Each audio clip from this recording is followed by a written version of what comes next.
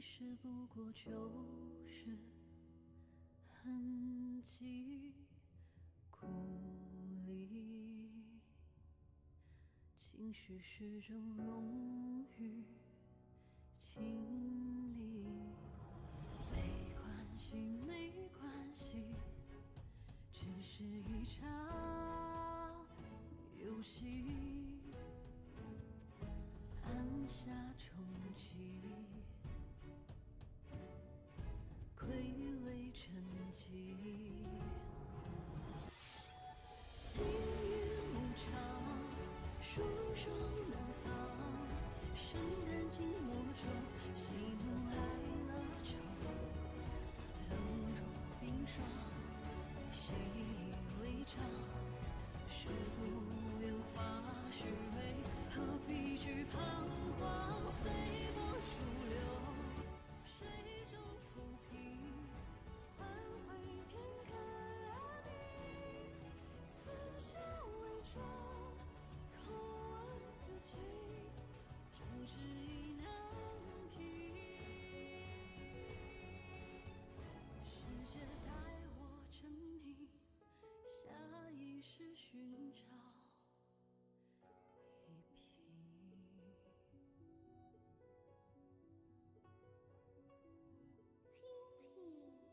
清清自己，悠悠我心。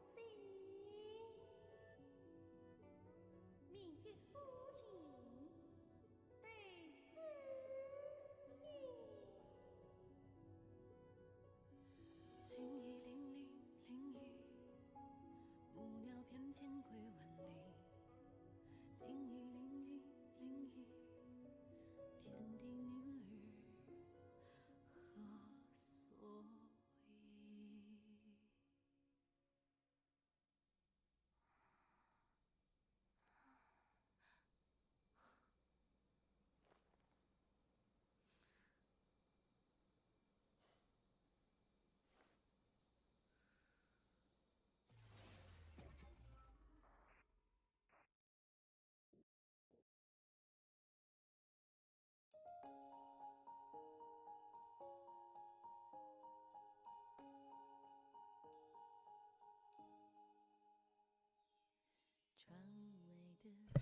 ？Hello, hello, hello. Good morning, evening, afternoon, everybody. Hope you've all been well this Thursday? Yeah, this Thursday. Oh boy. Yeah, I was kind of meant to be live, like an hour ago, right? Because I did say I wanted to, start earlier, because, the story is going to take some time, right? I'd be very much surprised if we clear it quickly. But yeah, I kind of took longer making food than I expected, so yeah. But it's fine. It's fine. Because oh my god, okay, this is gonna be Jesus Christ, what the fuck? Okay, because okay, from what I've heard, the story is around 7 hours long, which is fine, really. It's not that bad, but still, it's gonna take quite a while. And oh my god. Well, as per usual, since once a new patch begins, the beta for the upcoming patch also starts, right? So there's been a shit ton of let's say there's been a shit ton of stuff that's been well, I mean, there's no wait, is that a body? Yeah, probably not, right? I mean, there's no real other way to put it, right? But there's a shit ton of leaks for 3.4 star rail, right? Because oh my god, it's literally been all of my timeline. Like even when I woke up, when I wanted to go to, or when I was on YouTube, to put on something to listen to, what? Like the first thing that was popped up was a fucking video of X characters animation. Of not even X characters animations. It was X characters in MOC, and I'm thinking, what the, bruh? I just woke up. Fuck off. But yeah, it's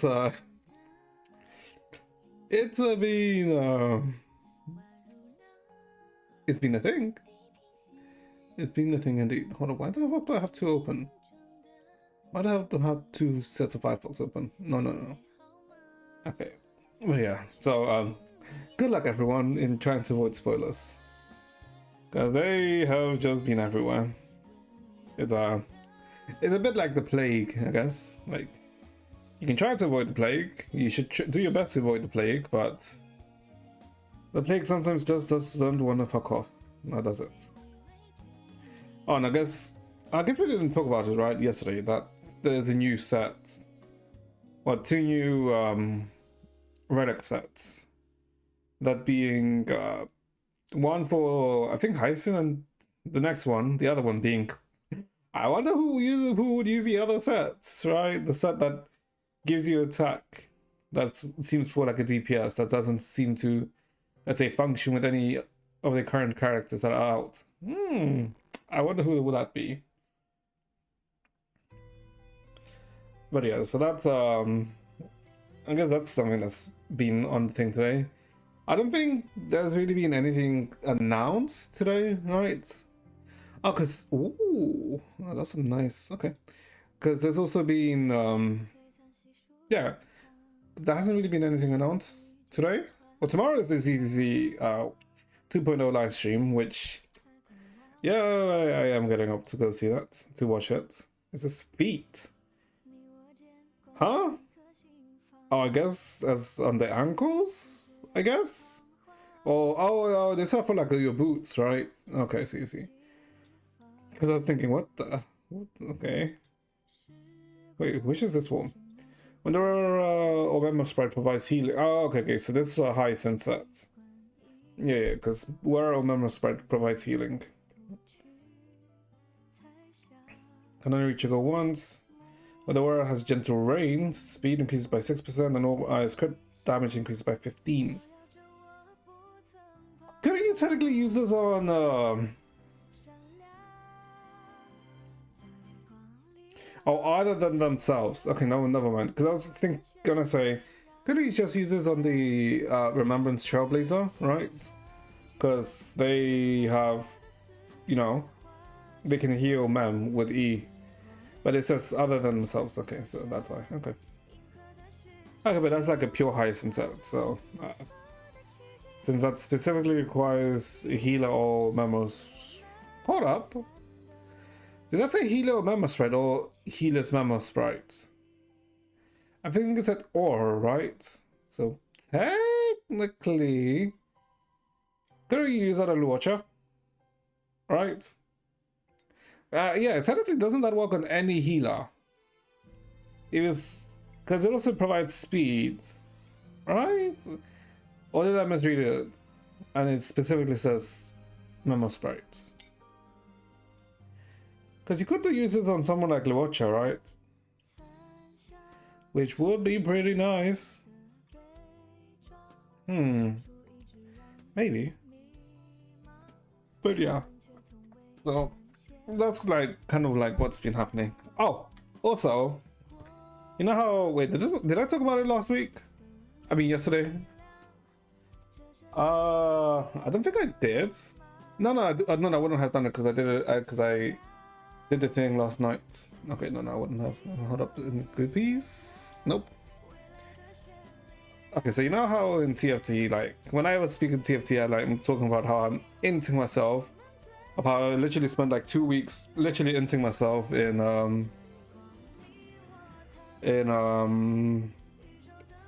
plats, like literally going up, down, down. Oh, you can even see the trends. Oh my god, you can. Okay, how long did I spend like inting myself? There's no way it was like a month because I was not playing like all the time. I actually, it might have been like nearly a month that I was just inting myself for no reason. Jesus Christ, what the hell is wrong with me? But yeah. So yesterday we didn't int ourselves for once. We actually kind of finally got out of plat hell, which is good, because Jesus Christ. You can see my timing, like, you know, Silver was like, yeah, we just get through. In Gold, we was like at the start of Gold, but we were like, but then we just get through it, right? Oh my god, this is like pain. I guess technically you don't count this, right? Yeah, technically would count from, oh my god. It was from the end, I guess through May. So like 3 weeks. I literally just spent inting myself for no reason. Holy. Because I mean, there was like some days where I just like played one game or so. Oh, okay, yeah. Then on May 5th, oh yeah, because like every day I like play at least, let's say like 1 or 2 games, right? I don't really. There are like some days, like let's say May 5th, 10th, 11th, or 12th is like when I do play like multiple games, right? When I have like some time.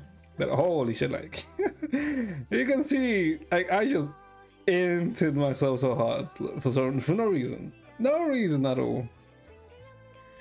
And then yesterday. Yeah, yesterday 21st, yeah. Then yesterday I actually went like, okay, stop being a bitch, stop being stupid, just play normally, play like a human, and you know, we just easily got to Emerald, right? Because you can see how this is like so disjointed, and then over here it's just, okay, we're gonna lock in, and you see, when I lock in, it's an actual like human straight line. Jesus Christ. That was not good. Wait, can you see in the last 20? Oh yeah, oh you can see it. No. In the last 50 you can see it. Oh yep, like May 6. Yeah, you can literally see me come through. And then me just going no, stop. Okay. All games. Does it have all games? Oh, it does have all games. Oh. Yeah, because then this was like set start, right? In April? Or was it April? Oh, it was April. But it's like, oh god. But yeah, it's been enjoyable. Oh, also like I guess I've played. Today I was playing some Remix Rumble with a friend. Yeah. I mean, Remix Rumble is fun, right? Well, for me it's mainly fun because I just force KDA. Yep, I just force KDA. Because I am an animal. who if I find a type that I like, a vertical that I like, I would just force it regardless. I mean, that's what I do with Goldenox, and I suffer because of it. Okay, wait, hold up. Is it Gwendower or Memo Sprites?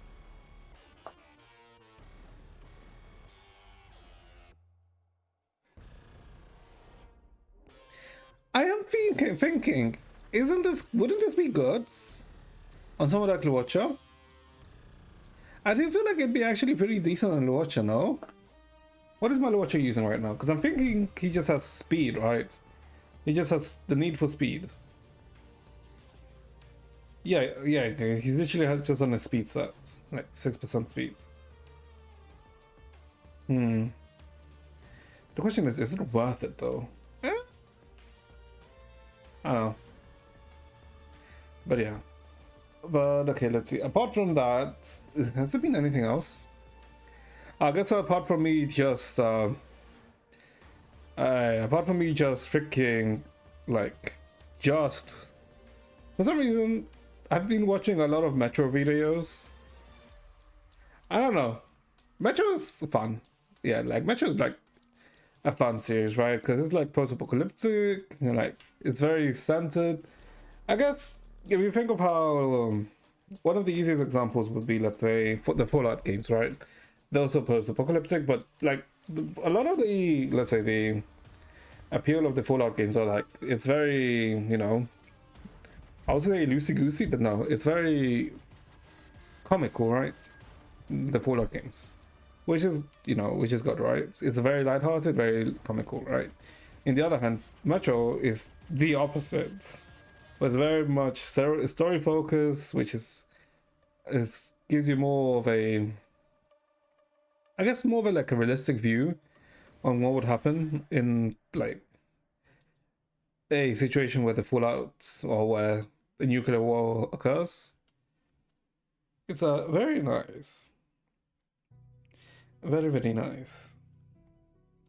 Because like, you because the game, like, and let's say that lore is very much focused on, let's say, Artyom and what happens in the metro, and all of the, and basically Russia, right? In the story itself, you don't really hear too much about, let's say, the outer world and the rest of the world, like the US, Europe, etc., right? And I felt like that was the case, but apparently not. Like, supposedly, like, the other countries also are basically suffering the same as how Russia is, right? Because they also experience the nuclear fallout, which is like, it's interesting. It's interesting. I mean, I hope Metro gets the, let's say, another, like, let's say, continuation in the future. Will it? I don't know. I mean, freaking Metro Exodus, which is the third game in the series, came out in 2016, I think. When was it? 2019, actually. Okay, so 2019, so around 6 years ago. Okay, and like the time difference between Metro Exodus and Metro Last Light. So 2019. And Last Light was in... No. Oopsie. Just, search the wrong thing. Okay, 2013. So, okay, so it was like a 6 years difference. I mean, if something's gonna happen, it'd be like something sometime soon, maybe. Oh, we don't know, right? Okay. Yeah, and let's just leave it at that, because I don't think there's been anything else that has occurred, right? I don't think there's anything else that's been announced. Because I think tomorrow there's going to be news, and then we're going to be chilling until next month. Because next month is going to be a shit ton of things. Oh no, I guess next week, right? Because next week is the... Next week is the war. Oh god, hold up. So this week is the ECT live stream. Next week is the war live stream for 3.4. The week after is the Genshin live stream for 3.7. But it's also going to be the ZZZ 2.0 release. And I think it's also War 3.4 release. Oh god. Oh god, the next few weeks are gonna be... Ooh. Also, oh my god, no. And on Saturday it's the Impact Third 8.3 CN. Oh boy. Oh boy, oh boy, oh boy. Okay. Yeah, you know what? Sure.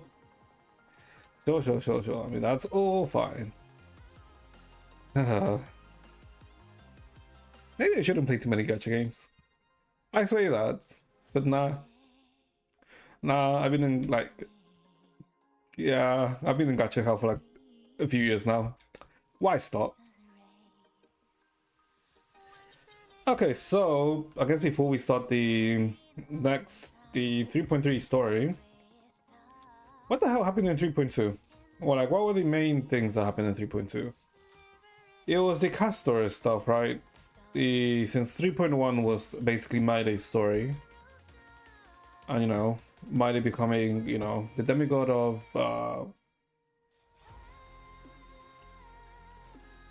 strife, and him, basically ending the Cremonian dynasty, because he wants to end it, right? Since people were like murder obsessed, essentially.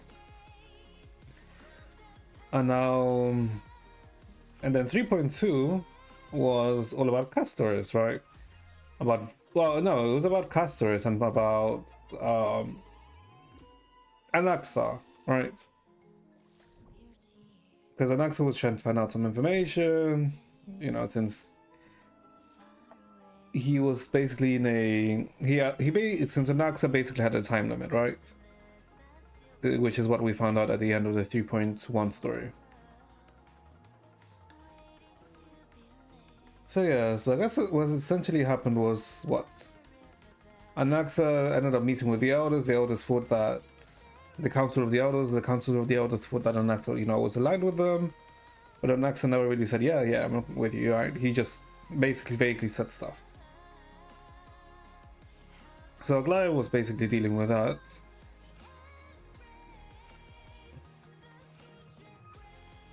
Oh no, the tribute stuff wasn't 3.1. Okay, no, tribute stuff was already done.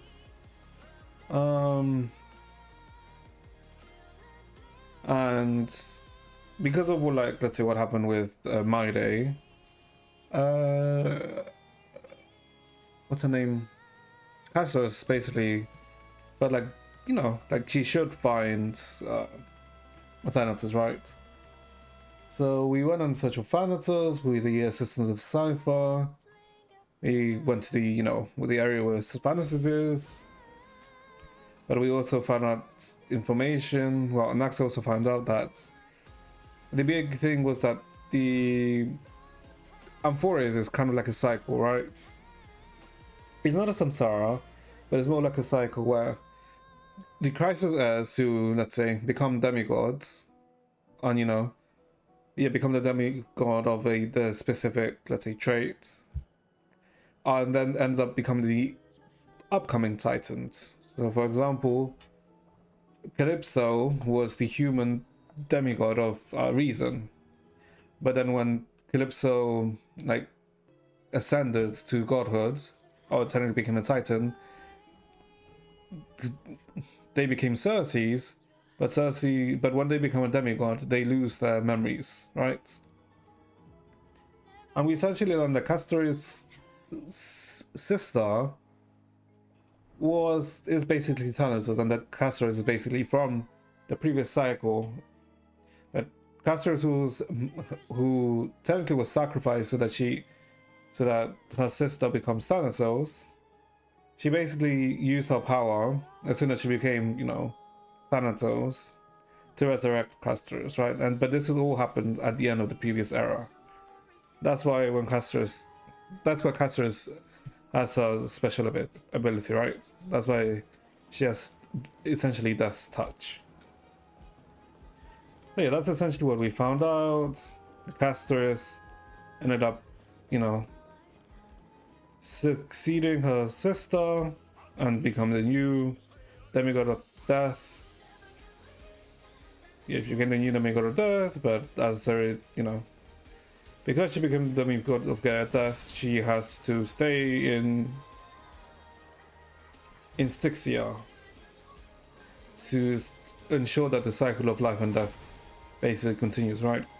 Because we also found out that the cycle of life and death was basically unstable, which is also another thing which motivates Castorus to seek the Titan of Death.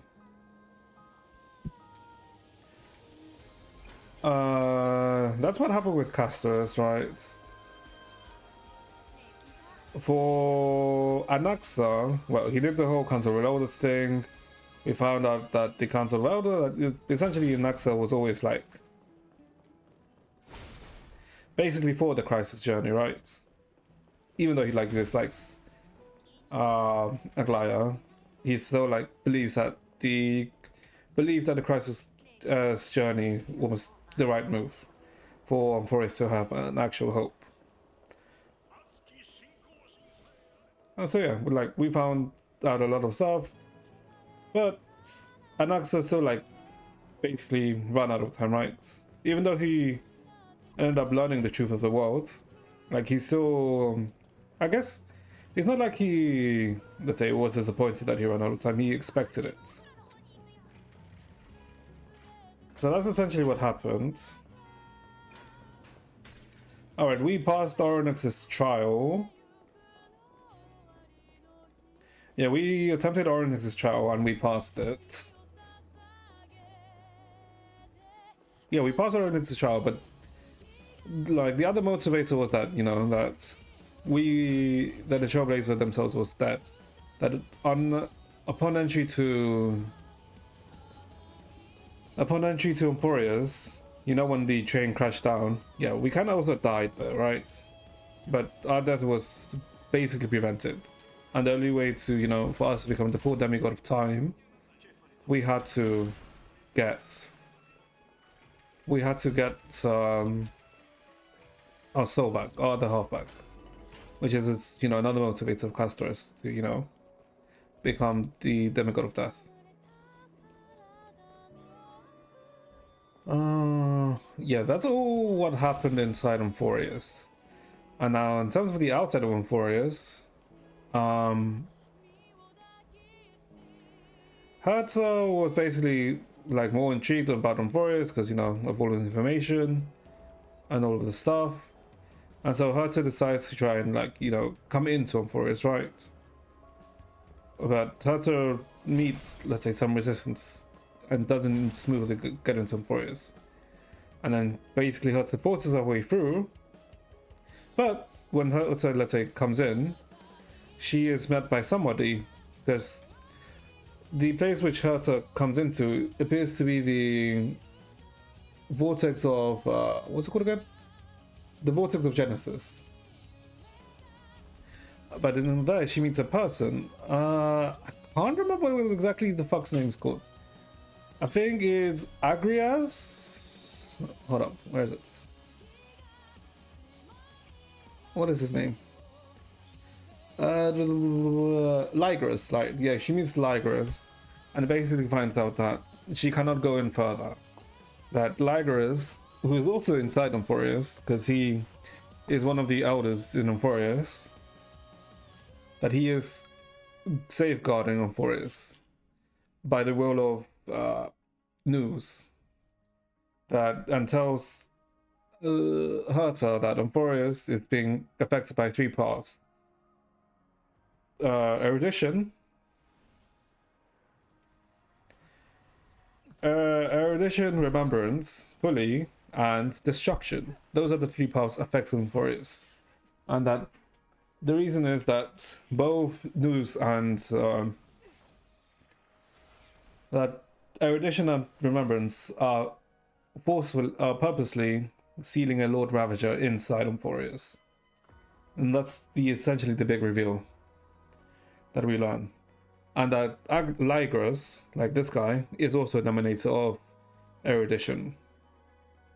That's why he comments that if Herta really wants to, get through or get into Amphorius, she would have to bypass or go against Ligras. And, both are emanators, so yeah. Even if she beats him, it'll be at a very steep cost. But yeah, this is like everything that happens. But yeah, it was I would say a 3.2 was actually pretty enjoyable, right? I think I should do these ones, right? Yeah. But I don't think they're too important, right? But yep, and now we are gonna go into this. So yeah, I guess let's go. Oh boy. Oh boy, oh boy, oh boy. Sure, okay, let's see. Wait, hold on. Let me put this here. So yeah, if you have like any questions about the story or anything, feel free to ask. I will attempt to answer as best as I can. But okay, so let's see. Where are we gonna start from? Are we gonna start from Herta, or are we gonna start from the inside?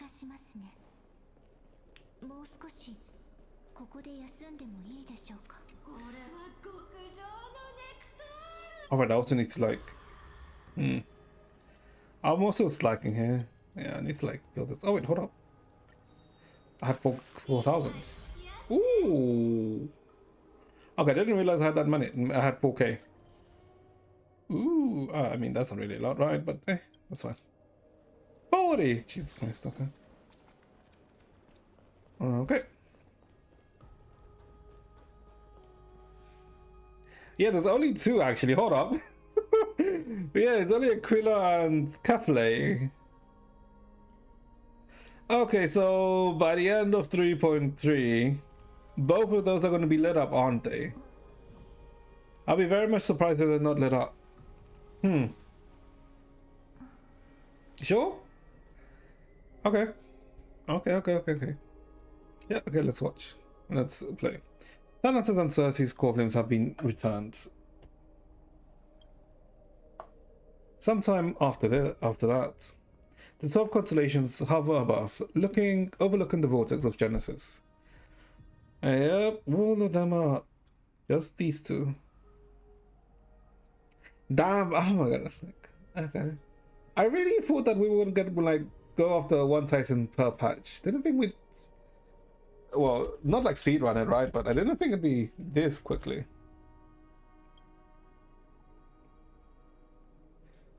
Wait, hold on, what? Wait, is this an... Oh no, I think that's in-game. Okay, never mind. Okay, that's a in-game cutscene. Okay, never mind, it's okay. They embody the 12 foreign deities, fate, foundation, creations, and calamity of this world. Now 10 among of them have fallen. Their core flames return to the origin of Genesis. Above you, constellations shimmer, the brilliance echoing the faint slumber of each Titan. And you have experienced 4 ascensions and 4 partings. Strife. The lands of fury once became the Mad King, plunging the world into a ceaseless strife, until your valor brought it to an end. I'm pretty sure that means brought it to an end, right? And its demigod successor, the undying Maidemos, chose to bear the title of Kramenos alone, returning home to be crowned as the last line of defense for the holy city. May your battles know no defeats. Time. Back then, the incarnation of time trusted Mem to you at the Temple of the Three Fates. Back then, the lively girl with red hair fulfilled her mission and bid their first farewell. Time speaks not of fairness, yet it never stops. And now this power resides in your hands. See you tomorrow, Trian. Reason. Not long ago, the head of the Grove Sages helped you repel the menace that is the Black Tide. And still, not long past, that unruly scholar staged one grand performance, granting you a glimpse of this world's truth at the cost of his life. Oh, the incarnation of reason. At edge of existence, have you found your answer? Death. The prophecy once made, the hand of death choose two, granting one the fate of death, yet their bond wove a hauntingly beautiful tale that stretched across time. At the end, the incarnation of death who journeyed from the Netherrealm to the living world chose to remain in that sea of flowers, retrieving your future. At the end of the West Wind, we shall meet again, Castoris. Alright, also, I forgot to mention, because at the end of the 3.2, after we did after Castoris ascended, while we were leaving basically the underworld, we also got a vision of Acheron, where she essentially helped us leave the underworld, which was very interesting. Because I guess it was also foreshadowed earlier because there was a line about, oh, save me, Acheron, but that was towards the start of the chapter. What a long journey it's been. Time and again, farewells haven't numbed you. You can't help but wonder how many more goodbyes will the journey of trailblazing entail. You question whether you'll be able to express each goodbye with a heartfelt emotion. Your thoughts sink into the ocean. You recall how Amphorians cherish epics, using stories to soothe their sorrows. Perhaps you should embrace this way to dispel your melancholy and regain your strength. Then let it begin. Countless words of adventure surge through your mind. You need only to grasp just one to anchor your anchor your creation. Where the hell did I get hiccups? Don't be influenced by noise outside. Just focus on the keyword in your mind. It is indeed difficult, but you should still cling tightly to your inspiration, weaving heartfelt and elegant verses. Okay, you're just being presumptuous now. I mean, pompous now. Alright, this is an impossible task. Just one glance at your phone, it won't disrupt your thoughts. Also, you tell yourself. Cypher? The hell is Cypher texting us? Great mystery, lost time in Styxia, zero time for treasure hunting. Absolute disaster now, River Styxia is the river souls mostly retreated. I'm back, baby. In the water, big shiny chest. I can't use the miracle, and I can't wade through. Your power of time is needed. Now, 70-30 splits. 30 for you, 70 for me, no? Since, you know, this is using my ability. Exactly 30. What? 30 for you, 70 for. What? That's not what I said. Details. Okay, Schmidt to use. Get here and we'll talk. Okay, what the fuck is. Okay. Sure. You must admit, even during the audios and struggling low points, there are still those who live joyfully. Cypher's endless surging desire for wealth seems to be more turbulent than the waters of Skull Gorge waterscape. Forget the past for now. It only brings sorrow. But sadness has no place for in this moment. What you need is to drive to move forwards. You decide to head to Styxia, where the River of Souls is no longer blocked, to meet up with the cat girl. Hopefully, those glittering, clinking trinkets will always lift your spirits.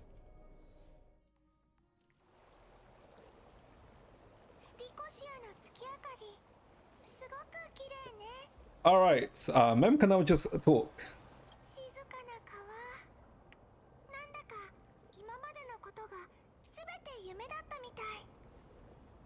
Yeah, like if the volume is like too low or too high, do tell me. If it happens, we should be able to read it. I miss Castor's too. When are you going to transform, ma'am?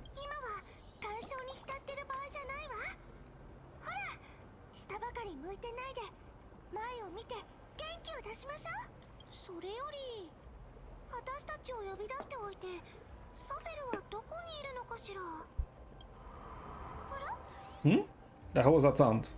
Is there someone else here?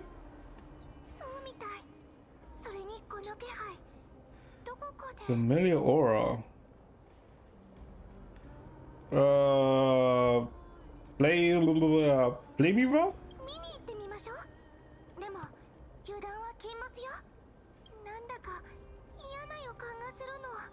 Okay, now you're just jinxing it. Oh boy. Okay. I guess let's go have a look.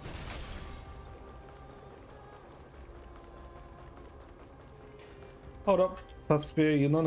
Like, we are not a Tuskbear household anymore. Where is he? Where is Bubbles? There's Bubbles. There we go.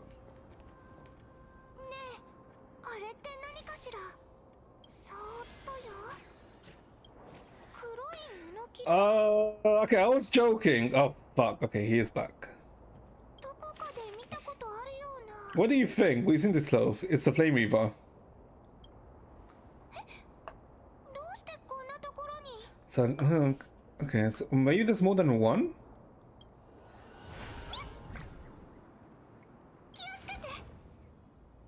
Oh, because we have the Oronex, so of course it's gonna go after us, right?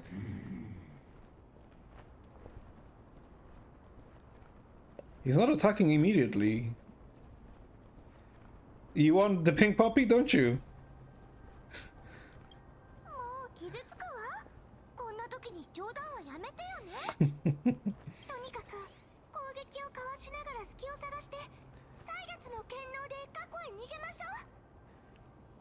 It's interesting that it's very much a close-up on the sword here. Okay, now it's like literally trying to tell you about the connection with Finon, right? He can talk? Okay, wait, hold up, he can talk?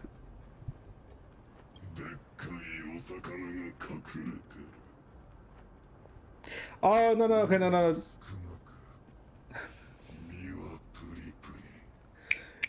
This is Cypher, isn't it? Because wasn't Cypher, didn't Cypher basically do the illusions on us, right, with Fagosa in the Seal Slammers?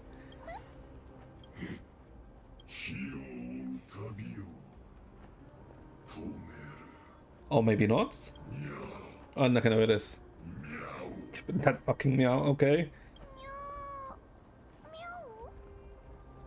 Um, the Flame Reaver's gone mad. The end.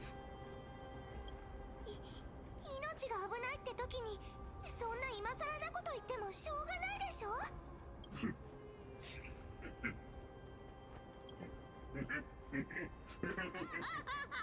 Okay. ごめんごめん、二人があまりに無防備だったからついからかいたくなっちゃって。 So it's Cypher.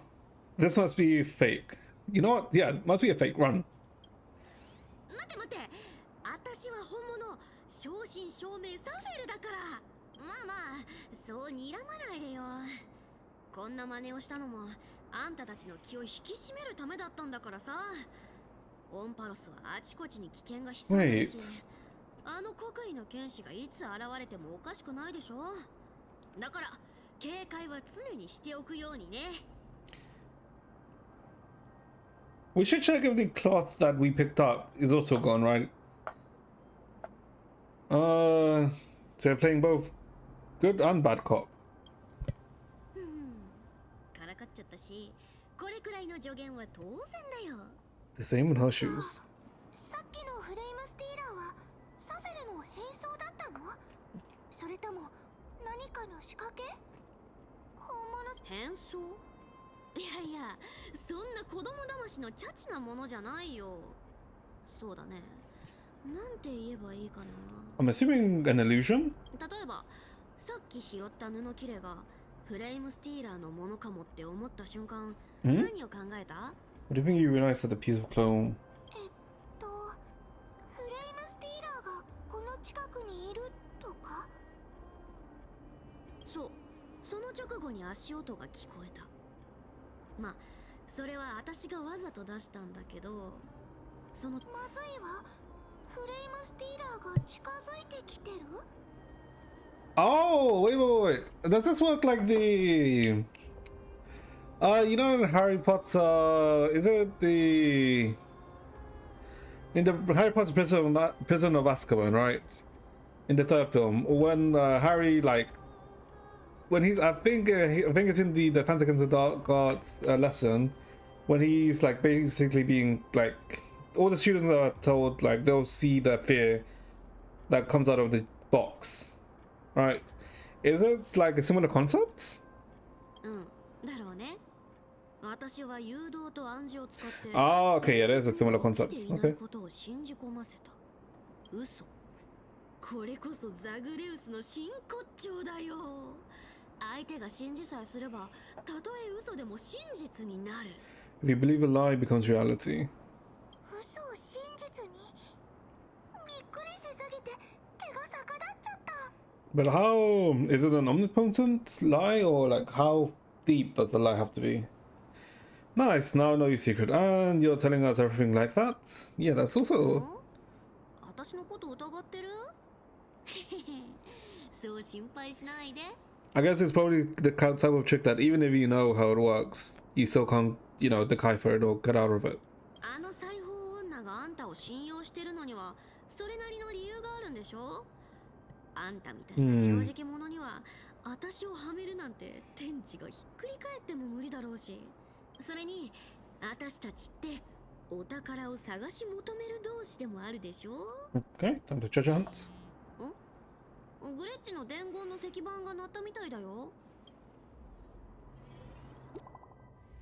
Fine then. Okay. Did you rest well? Came during lucid hour and you seemed asleep, so I didn't wake you up, but in the current circumstances I can't stay idle. Feel it's time to continue our training. Let's go to the grove, shall we? Praise the sun. Okay. 人気者なんだ。でも順番は守ってもらうからね。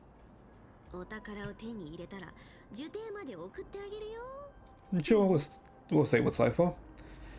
Gonna go live handsomely somewhere after this. Gonna go live somewhere after this. まさかそんなことのためにお金を集めてるわけじゃないよ。 Collection purposes? ほら、私も一応は半身だし、あのくだらない予言をもらってるんだ。汝は貪欲と共に歩み、一握りの財が口火となって身を滅ぼすだろうっていう。 You shall walk with greed and die of a petty change. でも私はそんなの信じてないんだよね。お宝を集めてればたった一握りの財を追うような貧乏人にはならないでしょ。それに欲望に負けて人様に迷惑をかけない限り貪欲ってことにもならないよね。Hmm.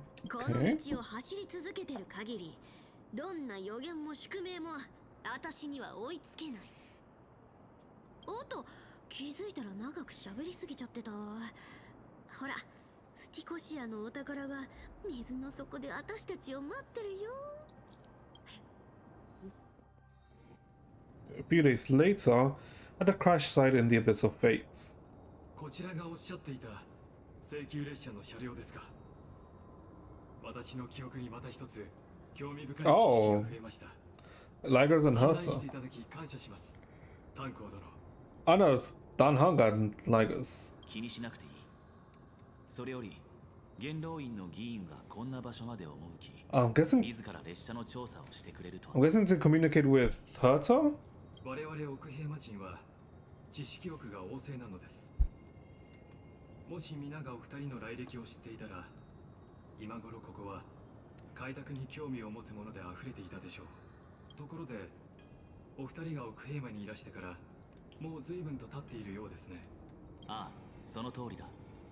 手がかりを集めては様々な方法を試している。あまりご自分を責めないでください。このことはオンパロスの学者たちが長らく頭を抱えてきた難題でもあるので、 Even someone as gifted as あなた yourself. が並ならぬ才能の持ち主であろうと、一朝一夕で答えを得るのは難しいでしょう。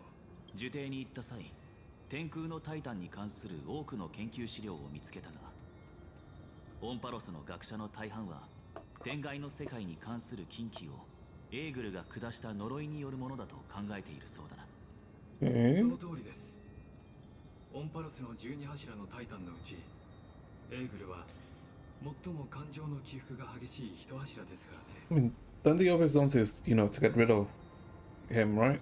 あの神の木戸は天候となってこの世に現れます。穏やかな時は晴れ、悲しい時は雨が降り、その息吹は冷たいそよ風を生み、叫びは驚くほど大きな稲妻と化す。それから火種を返していない二柱のうちの一柱でもある。ええ、頭上の空は全市民と深く関わっています。エーグルの討伐を最後にしたのもアグライア殿が熟考の末に決めた戦略なのでしょう。 I mean, I suppose, right? Because the moment they fight, what, Aquila is probably when they need the strongest, right? もしエーグルの火種を返すことで空の呪いが消えるのなら、俺たちも帰る方法ではなく、アンティキシラ人はすでに帰る故郷を失っているので、あなたが古き友や故郷を思う気持ちは理解できます。 Hmm. 私は先ほどアンティキシラの技術でこの車両を識別、いえスキャンしました。こちらの言葉の方がより馴染みがあるでしょう。 Okay. それで私の判断が正しければですが、我々の技術で動力発生装置を直せるかもしれません。本当か？だがもちろん炭鉱殿の許しを得られればですが。分かった。よろしく頼む。た Hmm. だ I feel like 列車 there's, の推進機はとても繊細な装置なんだ。 I feel like there's 慎 an 重に扱ってくれ。 ulterior motive. No? 信用していただきありがとうございます。 No, but then he's an 慎重に emanate of 対応 news, させて though. いただきます。 Ligers carefully scans the damaged propulsion system, then methodically begins inspecting its components. 驚いたな。随分詳しいようだが、似たようなものを修理したことがあるのか？ He's starting to catch on. いいえ、アンティキシラ人が特別機械に敏感なだけですよ。ケファレが我々を創造した際、解析や学習に秀でた才能を与えてくれたんです。 Hold up, how many circles does it have? No, it doesn't have 12. なのでもう少しお時間をいただければこの破損した車両を完璧に修復できると思います。安心してください。あなたもあの方も早めに帰れるようになりますよ。 He wants us to leave. Yeah, he's... Huh. Yeah, he wants us to get out of here. I think before the 列車が ending? 治ったとしてもエーグルの方の問題はどうなるんだ。炭鉱殿、もし私がエーグルの神罰を回避できる上にオンパロスを離れる手段があると言ったら、 But this is also implying that you, let's say, have a special permit. 費 Right? 用を追う旅への協力を中止していただけますか。 Yes. Like, this is really sus. それはどういう意味だ。元老院側に神罰を無効にする手段があると。細かい詮索はやめましょう。私にはそれができる。 Mm. これだけ分かってくだされば十分です。 No, I would not trust him at all. Like, because it does like out of somewhere, like random, right?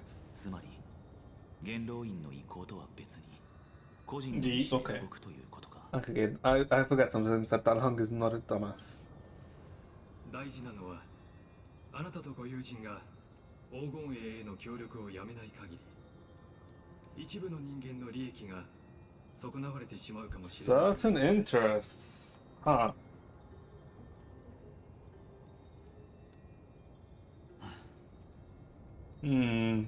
今から話すことで気を悪くしたらすまないが、黎明の崖を訪れた際、元老院議員に関する資料を複数読ませてもらった。そのうちあなたの経歴だけがほぼ空白だった。善意はとてもありがたいが、過去と動機が不透明なままでは Oh, but 警戒せざるを得ないな。 he's alone with him though. Oh. さすがは炭鉱殿。あなたの身長。 Yep. I thought this might happen. Like he's alone. こいつら罠か。これが俺についてきた理由か。 What the fuck? Okay. どうか誤解しないでください。私は神霊の慣習として Heroes. 中立の立場です。彼らの計画に加担するつもりもなければ止める義務もありません。 What's the Ethereals? I have no allegiance. ただあなたのことは個人的に尊敬しているので、あなたとご友人の身を守れる平和的な提案をしに来たのです。1対4か。一応確認しておくが、これからもし状況が悪化したらお前は手を出すのか。 No. いえ、先ほど申し上げた通り、私はあくまで中立です。 Yes, but I think he would still act for the sake of so-called neutrality, no? ですがそう質問したということは、私の提案を断って黄金栄の味方であり続けたいと。そうですね。一つだけ認めよう、ライコス。何があっても俺たちは列車の仲間たちのもとへ戻る。だがその仲間という二文字に Okay. 今は日和の黄金栄たちも入っている。七死人として仲間の運命をただ傍観することはないし、する。なるほど。それがあなたの言う開拓なのですね。ちなみに俺が手を出すのかと聞いた理由は、火星が必要なのは彼らの方だからだ。 Okay. Okay. I mean, I suppose, right? Because all he needs to do is transform and he just. Whoop them. Oh? Flame Reaver. こんなにも強い力を持っていながらどうして答えろ。なぜ僕らの邪魔をする。なぜ火種を奪うんだ。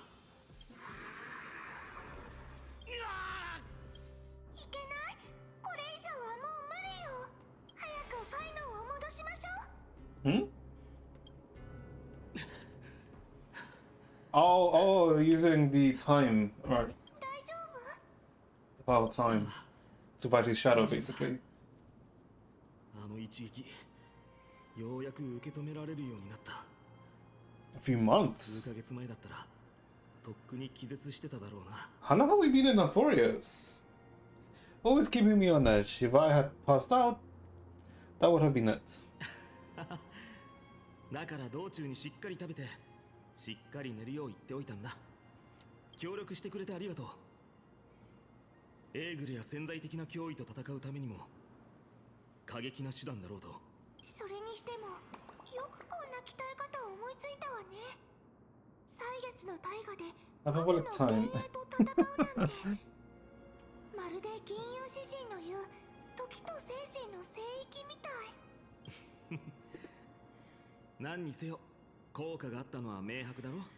ただ戦闘には力や技術だけでなく使い慣れた武器も必要だ。向こうと比べてこっちは、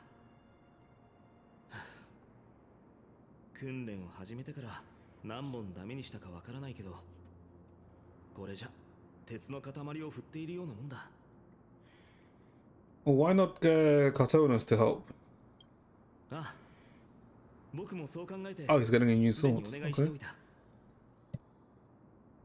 条件を提示して使いやすい武器を作ってくれと言ったら、そのために他の依頼をすべて断ったそうだ。申し訳ないことをしてしまったな。 Divine weapon. ハートヌスも火を追う旅の一員だからやる気満々よ。最近の彼を思い返してみたが、確かにそうだな。 Hmm. 反対にあなたのことで少し気になってるんだけど、ここ最近ますますあの国威の剣士に執着してない？ Oh, これはまた意外な質問だな。 very specific. だってずっと気になってたんだもの。ファイノンはどんどん強くなってるけど、私の中の不安も大きくなってるんだからね。安心してくれ。僕は復讐のために剣を振ってるわけじゃない。相棒もニカドリーの試練を経験したからわかると思うけど、過去の影にとらわれたままでは決して強くはなれない。昔と違って今の僕はこの上なく大事で、とても脆いものを背負ってる。だからこの剣はオンパルスの明日のために振る。もう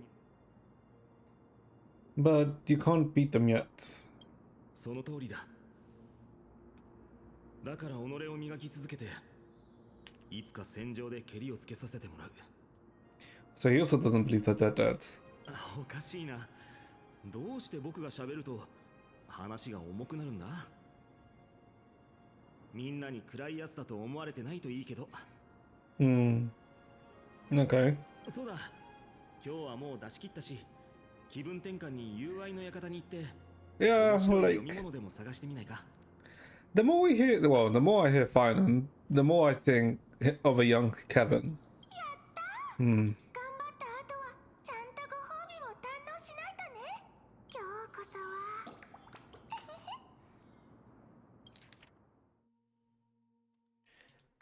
は。 Why not take the interesting ones home? いい考えね。でもそしたら受験に行く楽しみがなくなっちゃうじゃない。友愛の館のいいところはいろんなテーマの読み物が見つかるところだ。いわゆる学術書に興味がない僕たちでもあそこでなら一日時間を潰せるからね。 I guess let's go look for some books.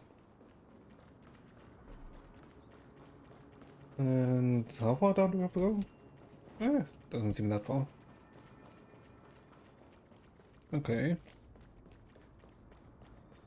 I guess the only ones who really needs to be careful are what? I guess Aglaya, Chibi Chunun, or Chian. I mean Chian and us, right? Because we're the only ones that are, I guess, out in the open. If we want to be attacked by, let's say, the Flame Reaver again. I guess Miley too, right? Because he's just literally at the border. But I guess getting to Castors would be much harder, since Castors is, you know, at the River Styx.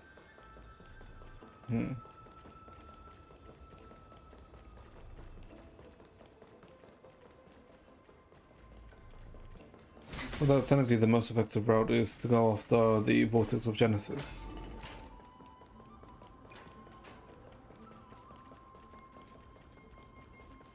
How far down are we going? Can I have just TP'd?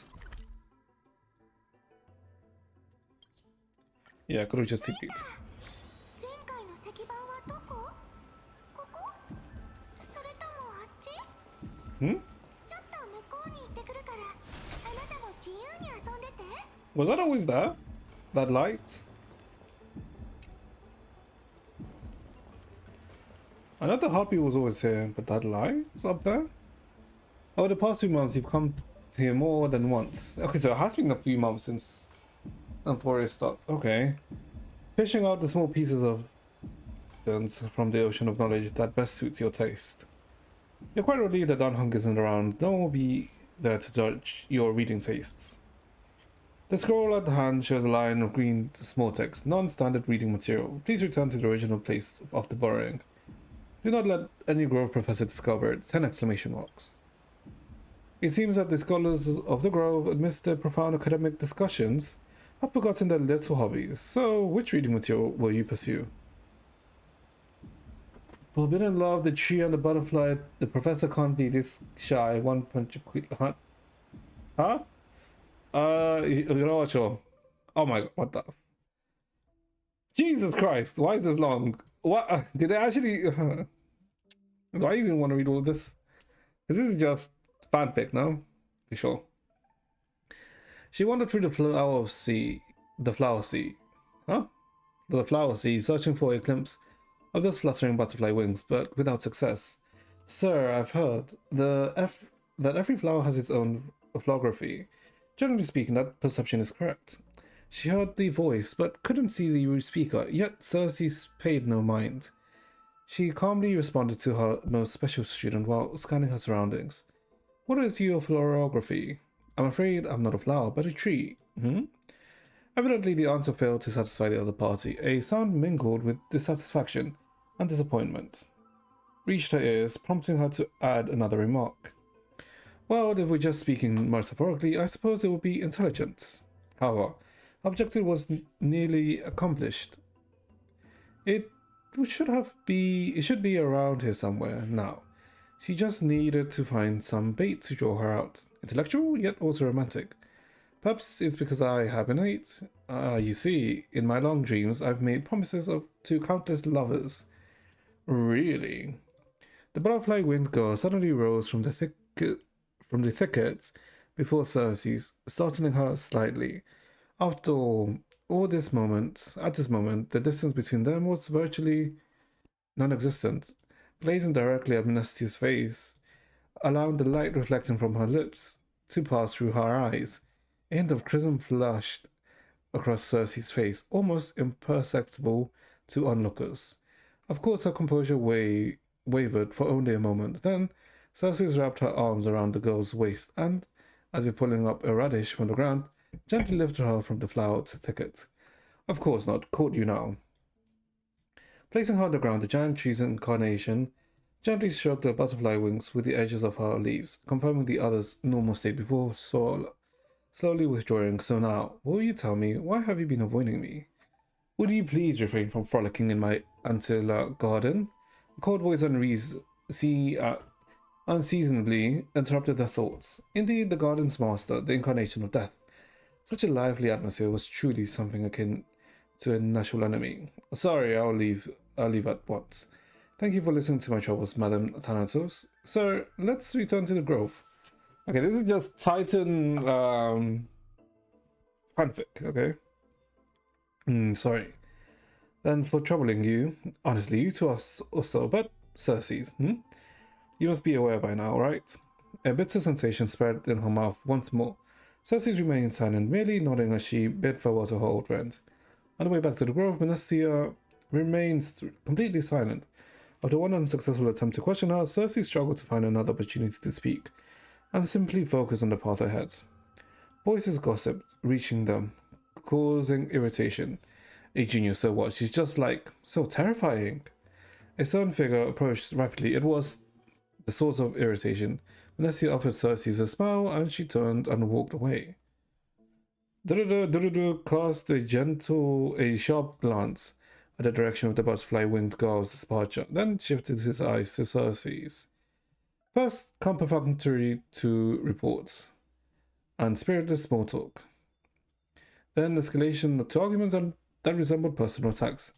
Do you truly understand? I don't need to. Let me be direct, Cersei. To romance a student, even your own creation. Don't you find that perverse? That was the first time the embodiment of reason allowed emotions to govern her mind. The sensation left on her palm felt as if it would scorch through the heart of the tree. From nearby came the sound of running footsteps, familiar yet somehow strange. Cersei wanted to give chase immediately, but the words echoing in her ears tripped her steps. She was indeed somewhat distracted, allowing the girl's image to the surface and fade in her mind repeatedly. When her resolve crystallized, the third curtain's full hour had slipped by. The personification of the giant tree approached the gilded chrysalis, cried her beloved name, then stilled as if she had frozen. Traces left by the butterflied winged girl who dwelt were all but erased. Upon the foliate desk lay words, a maiden's first and final love letter. I love you, Cersei. I've already received a graduation gift after all, so forget me. What the hell? That's it? Nothing else? The love story abruptly ends at the worst moment. Whether the author lost motivation or to continue or some urgent situation occurred remains unknown. If it were the latter, the Flame Reaver is fully responsible. My professor can't possibly read this shit. Oh my. Oh no. Why am I reading this? Oh my god. Okay. Sorry, I'm late. I used the power of the Cognos bloom to climb over the vines, rush into the classroom and nervously pulling up open the door, only to make eye contact with the person I had an appointment with. The professor, barely over 30, was leaning casually against his stone lectern, loose and relaxed. The scholar's robe gleamed bright in the dim light of the Evernight, giving off an almost divine aura. First class? And already late. Looks like someone's eager to meet Thanatos. In other words, this was our first one-to-one lesson, and I just totally blew it from the start. Probably even Cersei would have felt embarrassed looking at such a sorry scene. Luckily, I'd already come up with a plan. Sorry, Professor, I will do anything to make it up to you. Anything? Well, please, I hope you will be lenient. At these words, the professor's face broke into a charming smile. Okay. Then I want you to teach me. Wait, Professor, I want you to break down the points in this paper, word by word, and explain them to me slowly.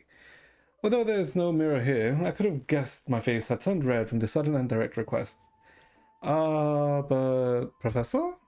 I'm still just a student intern. Isn't it a bit too early for me to do something like this? And I finally worked up the courage to say it. Do you want me to waste the lesson I prepared you for? At least wait until after class. If that's what you prefer, then fine. But don't forget, I still haven't forgiven you, so... What should we study first today? This seems, okay, maybe spicy? Why don't we pursue this academic journal? I think they recently published a paper on the patterns of natural numbers. Sounds good, come on, let's have a look. The research paper was immensely valuable, but I couldn't even grasp the basic arguments, as I was too deeply engrossed in the professor's sharp gaze. He looked so rational when he was immersed in numbers. Nothing less than I'd expect from the professor I cherished so much. Oh! Ooh. After that, we experienced an enriching lesson. We wandered through the classical literature exhibition, eagerly absorbing the newly completed Tyson Faith studies. Finally, we lingered in the dreams woven by the latest work of the Erythrochamism school, so much so that we completely forgot. The bell signaling the curtain for our rang, and we looked at each other. Class was over more than once. I had resented time for its seemingly linear flow, yet I remained powerless to interfere with it. The professor looked at me and paused for a moment, as if making some kind of decision, then muttered, "Take out your paper. I'll help you revise it." "Really? You mean it?" "Yes. You are a student I take great pride in. I've been considering this for some time." "Professor, let me understand your thoughts, your research, your everything." No further words were needed. Two seekers of knowledge, driven by instinct, began their deep exploration of ideas. At that moment, we had yet to realize that after this lesson, another name would appear in the acknowledgements of the paper, and in the end, this would be the very spark that led to the founding of our academic symposium. Why does this feel way more dirty than the other one? Or way more saucy, if anything. After reading this mind-shaking piece, one could only imagine the image in your mind. The Express, Welt, phone. For the young stellar and host, this type of literature remains too far ahead of its time. One punch got Aquila. Huh? Oh god. Oh. Brushing off the dust that had settled on him, he adjusted his attire and stood firm, facing the giant eagle in the tense standoff. So you think you're something special just because you defeated the silent Georgios? Mortal, heed my advice. The God King remained silent, gazing into Aquila's 1,000 eyes. Slowly he raised his arm, 4 fingers pressed together, and with a simple motion he lightly waved at the colossal being before him. "Arrogant fool! You will pay for the price of your insolence." Aquila's fury erupted, their towering form radiating intense heat. In an instant, their massive wings vibrated at an imperceptible speed. 1,000 razor-sharp feathers shot forth like swords, hurtling towards the God King. As everyone knows, the feathers of the Sky Titan can pierce through iron and steel, let alone mortal flesh. Their sheer density left no room to evade. The violent storm of lethal blades coalesced in, and time itself seemed to freeze. Aquila enhanced their reflexes, predicting the movements of the arrogant little thief before them. Noticing the God King's shift in stance, Aquila mused he only had 2 choices. He could push off the ground to evade left or right, or stand firm and brace for impact. But either way, it would be futile. The feathered blades would shift with the wind, altering their trajectory. No matter how swift his movements, they would follow him relentlessly. But who could have predicted that the God King never intended to dodge? He pushed forward instead, seizing the first incoming feather blade between 2 feathered fingers. With a swift turn, he carved a spiral through the air and hurled it back at supersonic speed. The feather blade curved with the wind, piercing deep into the storm. Without the slightest deviation, it collided tip to tip with another razor-sharp steel feather. Ding! The deflected feather veered into the sides upon impact, colliding with the others and further altering their trajectories. Ding! The sharp clashing of feathers rang out in an irregular rhythm, a chain reaction unfolding until the force of the final feather was dissipated, scattering harmlessly into the air. With just a single-sized feather, the God King had nullified the entire storm of blade-like wings. Aquila was shocked. How could a mere mortal possess such divine skill? Yet, as a being of the godly essence, they did not allow themselves to be shaken. Seizing the moment as the scattered feathers clouded their vision, they swiftly brought down their claws, sharp as steel greatswords, aiming at the end of the battle with a single decisive strike. Boom! The massive claws struck dead center at the God King stood, the sheer force of impact carving a deep crater into the ground. No, something fell off.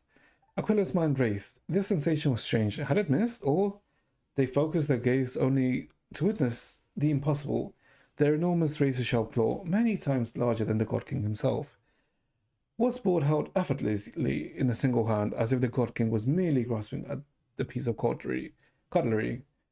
Countless of white feathers drifting through the air painted an eerie contrast against the battlefield's deadly stillness. The once mighty and untouchable giant eagle found itself frozen in shock. For the first time in 1,000 years, muttered in disbelief, they said, "Impossible. Even Georgios, when fighting me, couldn't do nothing but evade beneath my iron claws. Yet you, what in the world are you?"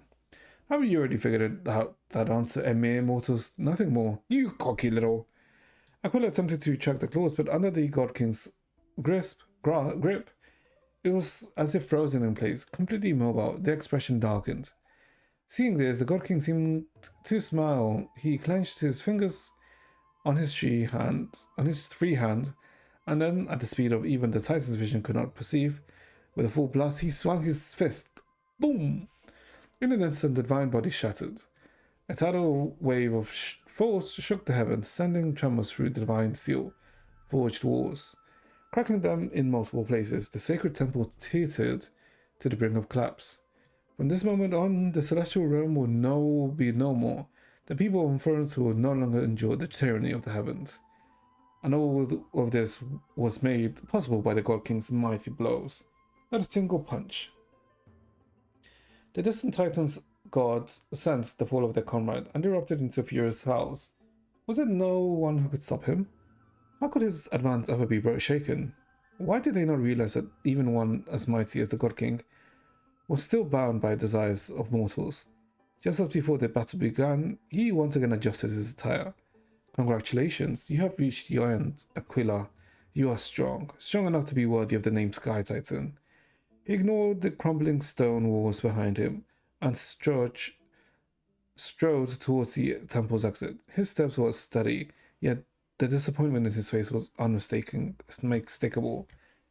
But your flow was failing to make this satisfying for me. Invigorating literature, your favorite. That article leaves you feeling empowered, as the author's one-punch gods incarnate. Sky Titan Aquila, that's nothing. What the fuck did I just read? Why? Hold on. Why the hell did I just spend like 15 minutes reading fanfic? Let's just stop here. ファイノンとミュリオンは何を読んでるのか様子を見に行ってみよう。 What the hell are they reading? Jesus Christ. These titles are...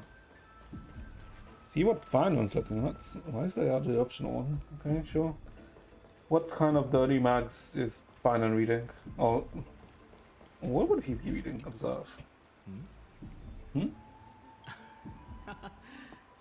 変な気配がすると思ったら覗き見は感心しないな、相棒。 Just curious what you're reading. それなら直接聞いてくれるかな。別にやましいものを読んでいるわけじゃないし、ほら。骨董品鑑定、富を築く方法。読んでたのはこれだ。 Okay. I mean, I guess he's thinking about his future. Maybe it's time to find a different sidekick. それはダメだ。この趣味のために Oh 少 God. ない貯蓄をほぼ費やしたんだから、アグライアが優秀な指導者になれたことについては僕なりの考えがある。人格や貧困といった要素 A は family world. 彼女にはもう一つ比類なき財力があった。これが豊かな都市国家で生まれた利点だとして、貧しい田舎生まれの僕がその穴を埋めるには3割の努力と7割の運が。 30% grind, 70% fates. Okay. I thought he was going to start singing the Fort Minor つ song. い喋りすぎてしまったね。とにかく指導者に必要なのは品格と財じゃなくて才能なんだ。 Okay. Interesting. Let's see, what is Mem reading? 幸いの月、陰徳の時、稲と小麦を食べ、釣りを避けるべき。今のホンパロスに釣りができそうな場所なんてあるかな。Superstitions, don't buy. Are you into fishing? びっくりした。もう集中してる時に急に声をかけられたら、さすがの私でもドキドキしちゃうでしょ。ここには面白いものはなさそうね。他のところに行ってみるわ。ミュリオンの様子がおかしい。 Yeah, what 一体どんな本を。 are they looking for? これらのカードに描かれた絵、すごく綺麗。おお、オルマナ、 Ruler, Weaver, Traveler, Healer. 騎士。 Hmm? Ruler, Weaver, Traveler, Healer. 一枚一枚の解説が長いわね。 Ruler fits me. Use them flexibly. Don't just memorize. Though I'm curious, what is she looking at? またあったわね。本当にす Hmm. もしかして Okay, Mem is being sus here. があるのかも。それじゃあ、あなたも忙しいでしょうから、私はもう行くわね。今日も、毎日楽しく過ごせますように。怪しい。 Suspicious. いつもと違う。 What are they looking at? Hold up. Okay, be silent, be silent, be silent. We walk behind. We do not rush. もう、そんなに気になるの？わかったわ。高3よ。 Okay, now you're. あなたにはかなわないわね。ん何を楽しそうに話してるんだ？ Oh, それはオンパロス占い全書？ファイノンまで。ごめん、二人が近くで追いかけっこをしてたからつい気になって。にしてもユリオンに占いの趣味があったとはな。でもそこまで隠すようなことか？ yeah. It's a bit sus, こ no? っそり勉強してみんなを驚かせようと思ってたの。 A surprise for us, okay. 途中でバレるのが一番恥ずかしいのに。 Hmm. 乙女の心はエーグルの機嫌よりも不安定なんだから。驚かせようとか。昔似たようなこと言ってた人がいたな。彼女も占いや星の観測が好きで、 I wonder why it's finding. カードを使った占いが得意だった。ちょうど今ミュリオンが持ってるカードと同じやつだ。ファイノンにそんな友達がいたなんてね。もしかしてファイノンも占いに詳しいの？いや全く。そもそもカードやアストラガロスで運命を占えるの Bones predict the 子供の future. 頃から思ってなかったよ。 Okay, I get about the cards, but bones? なんせ占いに出てくる吉兆が全部本当だったら僕の故郷エルシオンは消えてないからね。それに僕たちにはトリノン先生がいるだろ。外れたことのない先生の予言と比べたら占いなんてただのまやかしか事前に準備された詭弁に過ぎないよ。 I suppose so, right? With a little faith in these things, well, it isn't bad sometimes. No, no, no. You know, this is what it should be in one divination. Yeah. It should be approached with a critical eye. That is a smart thing. 心を導く力があると思う。運命はこの先の未来に影を落としていろいろと見えづらくしちゃうから、それらを乗り越える勇気を得るために人々は占いを必要としてるんじゃないかしら。 What if the divination predicts something bad? 占いにはいい結果と悪い結果がある。だからこそ意味があるの。少なくとも悪い兆しは注意を促してくれるでしょ。ある種の導きみたいにね。不思議だな。僕の知ってる彼女も似たようなことを言っていたよ。思い返せば彼女がカードの説明をしてくれるたびに僕はなんとなく不安だったな。占いの類なんて信じてなかったはずなのに。 They're making it plainly obvious, aren't they? 多分彼女の言い方のせいだ。キュレネ、彼女は不確かな夢をまるで現実のように生き生きと語り、子供だった僕をその中へと引き込んでいった。そうだ、彼女が昔使ってたカードを The card she まだ once 一枚持って used. るから見てみるかい？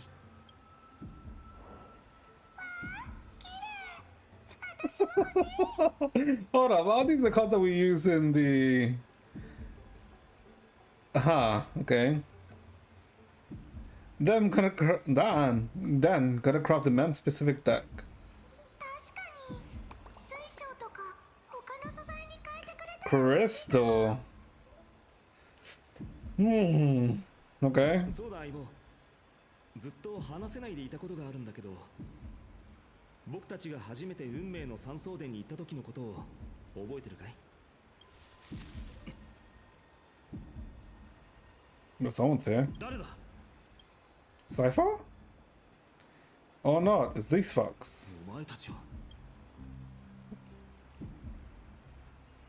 Nice cosplay. Yeah, nice cosplay. どうやら悪者みたいね。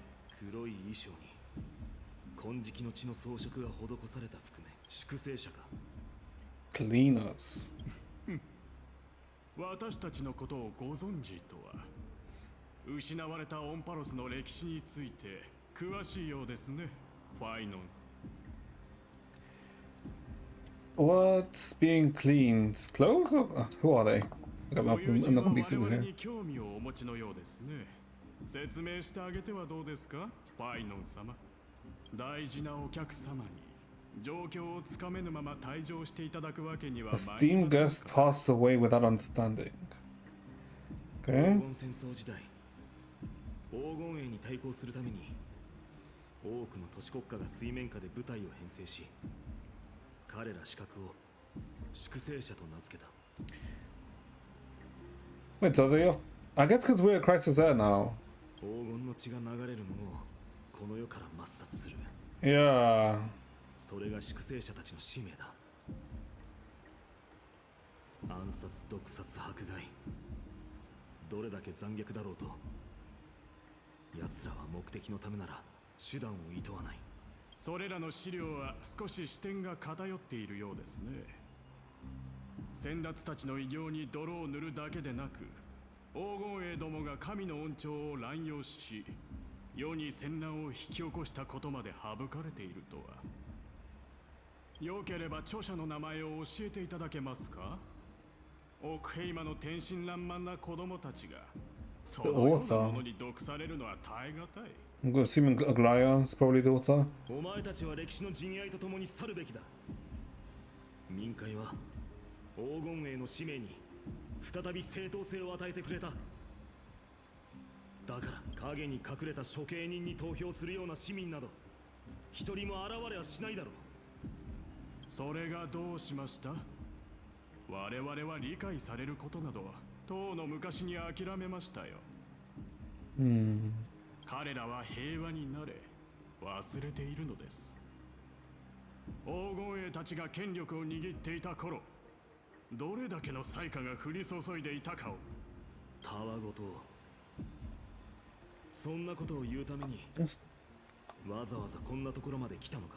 まさか。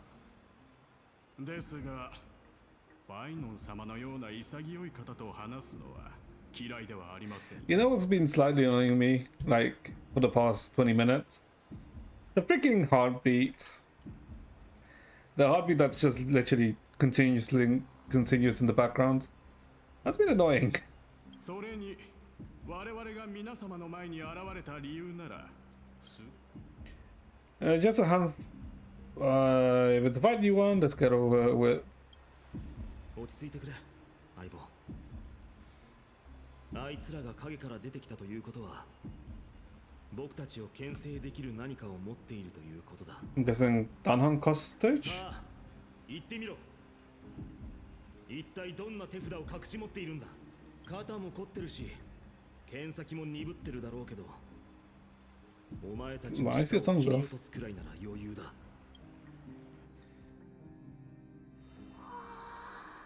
どう？ヒヤンシーちゃん。ここならぴったりでしょ？ちょっと狭いかもだけど、日当たりは完璧よね。ありがとうございます。トリビー様。 Fat fuck! おかげで、 Oh my こ god. の庭は奥平まで新しく生まれ変わることができそうです。イカルンもここが好きですか？ Imagine they actually changed the name from Ika to Fat fuck. That'd be like way too. Okay. こんなに明るいんだち、名前も変えてみたらどう？それもいいかもしれませんね。ですが、観光の庭という名前は天空の末裔の長い歴史を引き継いでいますので、やはりこのままにしたいです。そっか。説ではなんて伝わってるんだ。トリビー様でも忘れちゃうことがあるんです。長いこと復習してなかったからね、すぐに思い出すよ。Hmm. あ、そうだ。クレムノスと青い空第3巻第5節、妖雷の騎士セネオスが神官の目を打ったことにより、ニカドリーとエーゴルの間で繰り広げられていた数百年に及ぶ神々の長き戦いに幕が下りた。 Celios the Day Thunder Knights, striking down the tide of twilight. Celios. その後、天空の民は衰退の一途をたどり、多くの天空の城が廃棄された。セネオスの血を継いだ一族がサーシスの学者に受け入れられたことで、樹帝に金庫の庭が設立する。なんとなく私たちの記憶と食い違ってるみたいだけど。そうでした。トリビー様にとっての歴史は史書に記されているものだけじゃなく、実際に経験されたものも含まれてましたね。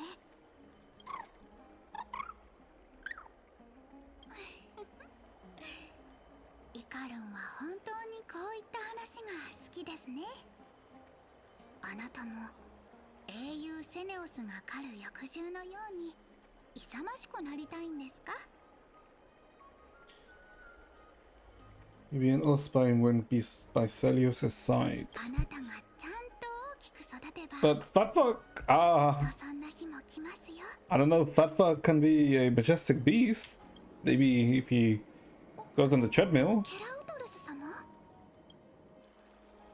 ヒアンシー、それからトリビー様も Why the fuck is he here? 何よりだ。市民からあなたたちがこの近くにいると聞いて、無事？何かあったの？ケラウトルス。市場でまた悪質な事件が起きたんだ。 Another が襲撃 incident. されてな。そんな。アグライア様がいるオクヘイマはずっと平和そのものかと。Hmm. 昔ならな。だが最近は正直に言うが、彼女の感覚が前より鈍っているのかもしれない。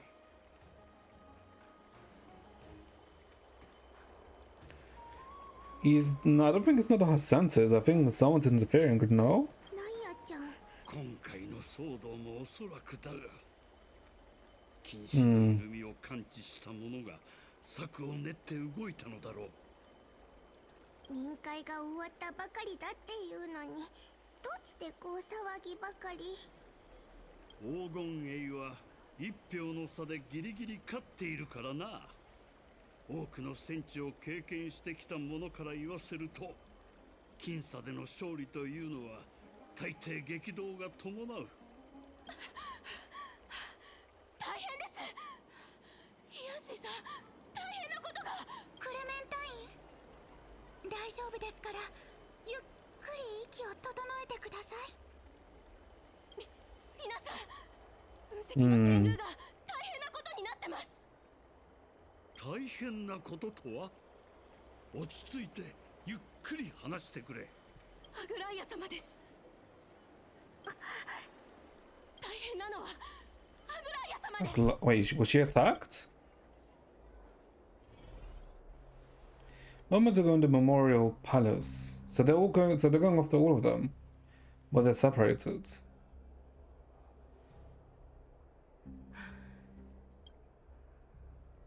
確か天狗を俯瞰できるこのバルネアは元老院が900年前 Pain is I'm assuming, right? 初の火を追う旅を記念するためとオンパロスのために偉大なる犠牲を払った。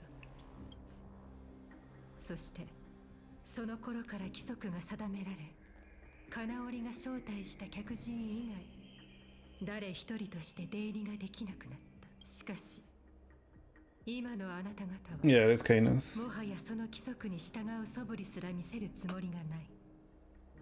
そうなのですね、カイニス殿。 So I guess now she's just forcing it, right? Since she lost the vote. アグライア、あぐらいや神を語り人を惑わし千年もの時を生きてきた忌まわしき女よ。 No, but that means Liger is in accordance with them, no? お前に優しくしすぎたようだ。優しい。そんな曖昧な言葉で繕っているつもりですか？その無能さを。Incompetent. Ooh, okay. アナクサゴラスによってあなたたちは多大な恥をかかされました。もし少しでも羞恥心があり、最後の尊厳を守りたいというのであれば、陰徳の時に黎明の崖から飛び降りることを勧めます。半身よ、池の水を御鏡とし、その醜い顔をよく見てみなさい。今のお前は目だけでなく耳も聞こえていない。粛清者はこの時のために生まれたのだ。あらゆる秩序や規則、法がお前たちを制約できなくなった今、ナイフのみが審判を下すことができる。I am curious, actually. Wait, hold on. Before we continue this, I'm curious. I've been thinking. Because Ligus, I'm assuming, has been around for countless cycles of Warriors, right? With the Crisis as becoming the new Titans, and then the Titans being then slain by the following Crisis as. I'm almost wondering. Then wouldn't Ligus then want the continuation of the Flame Chase journey, right? Because this is with me assuming that the Flame Chase journey continues the cycle of Warriors. Maybe it doesn't? And that's why he's actually getting involved? どうぞ試してみてください。半身相手に真正面から挑むと、私たちはそこまで愚かではない。ナイフはお前の首元ではなく。The people.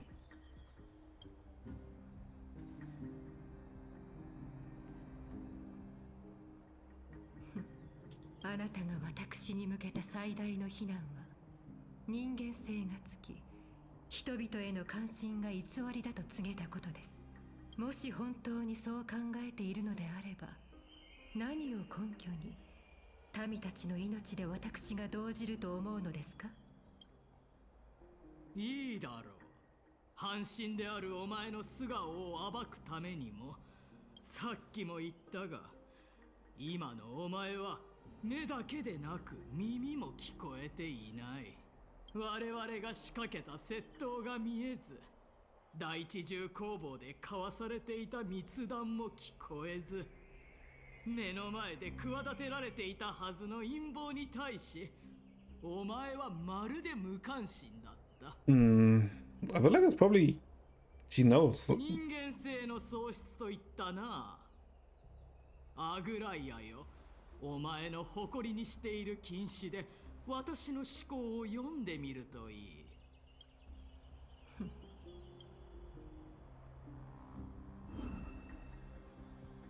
まさか自分の心が冷え切っていないことを悔やむ日が来るとは。あなたの邪悪な心は本当に救いようがないですね。ようやく思考が読めたのか？本当に鈍くなったな。お前にはっきり見えるよ。先ほどからずっとあの光景を思い浮かべていたのだぞ。このアストラガロスのお守りあげる。お姉さんが毎日幸せで。Oh, wait, hold up. Don't tell me that they took and killed the child. 声と音を失ったあの少女がうっかり Okay, I think どうなるだろうか。 Okay, not gonna lie, I think if they actually just killed the child, that would have been a bit more humane than fucking ripping her eyes out. Jesus, what the? その痛みをお前は誰よりも知っているだろう。想像してみるといい。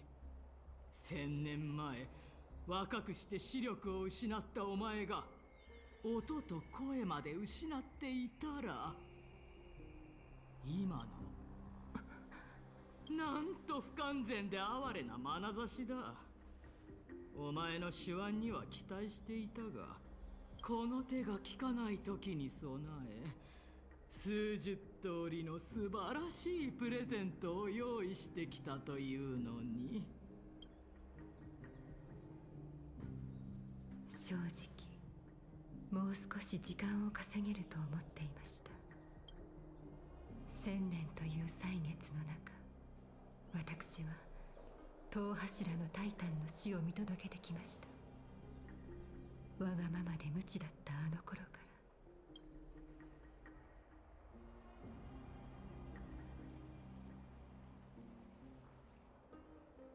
どうやら手を離す時が来たようですね。幸い She's gonna jump? 十分に持ちこたえることができました。今でなら私が去ることで皆が登るための階段となれるでしょう。私は十分にやり遂げたでしょうか。もしこのまま予言に身を委ね、まばゆい黄金の中で眠りにつけたら、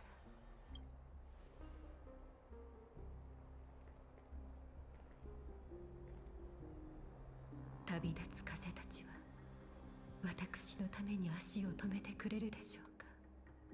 The wandering wind stopped to warn me.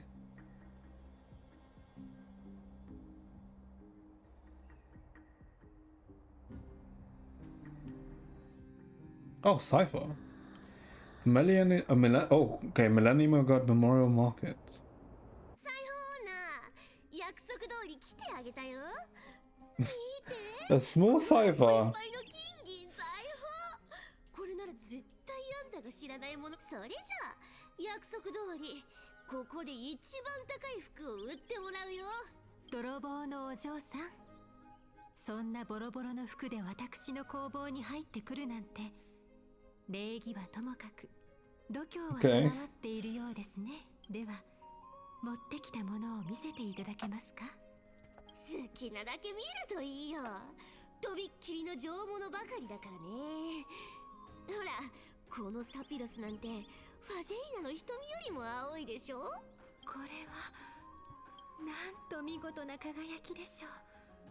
この品質の海の涙は So who did she steal it from is the question こと then. がありません。なんだ、見たことあるの？びっくりすると思ったのに。つまんない。遠い昔のことですよ。家の財産はすべて炎に飲まれましたし、この工房も一から作り上げたものですから。おへー、家業を立て直すお嬢様か。いいね、すっごい憧れる。でも少しは裕福な暮らしをしてたんでしょ。 Rebuilding family. 礼儀知らずな野良猫さんですね。ではお聞きしますが、セファリア、あなたの方はどこで、そしてどうやってこれらを手に入れたのですか。正々堂々賭けをして勝ち取りました。何さ、何か言ってよ、裁縫女。それでどうするの？受け取るの？受け取らないの？おかしいですね。私の前で嘘をついているというのに。 So this is Clara before she became a dummy god then. Well, I'm wondering why is she so focused on Cypher is the question. 一切震えませんでした。 Because she believes she's telling the truth. だから嘘なんてついてないって。本当にそうでしょうか。あなたの方についた傷と泥が全く違う話を Okay, okay, don't shame her just because she doesn't keep herself well or look after herself. Oh, okay. That's a cute cipher.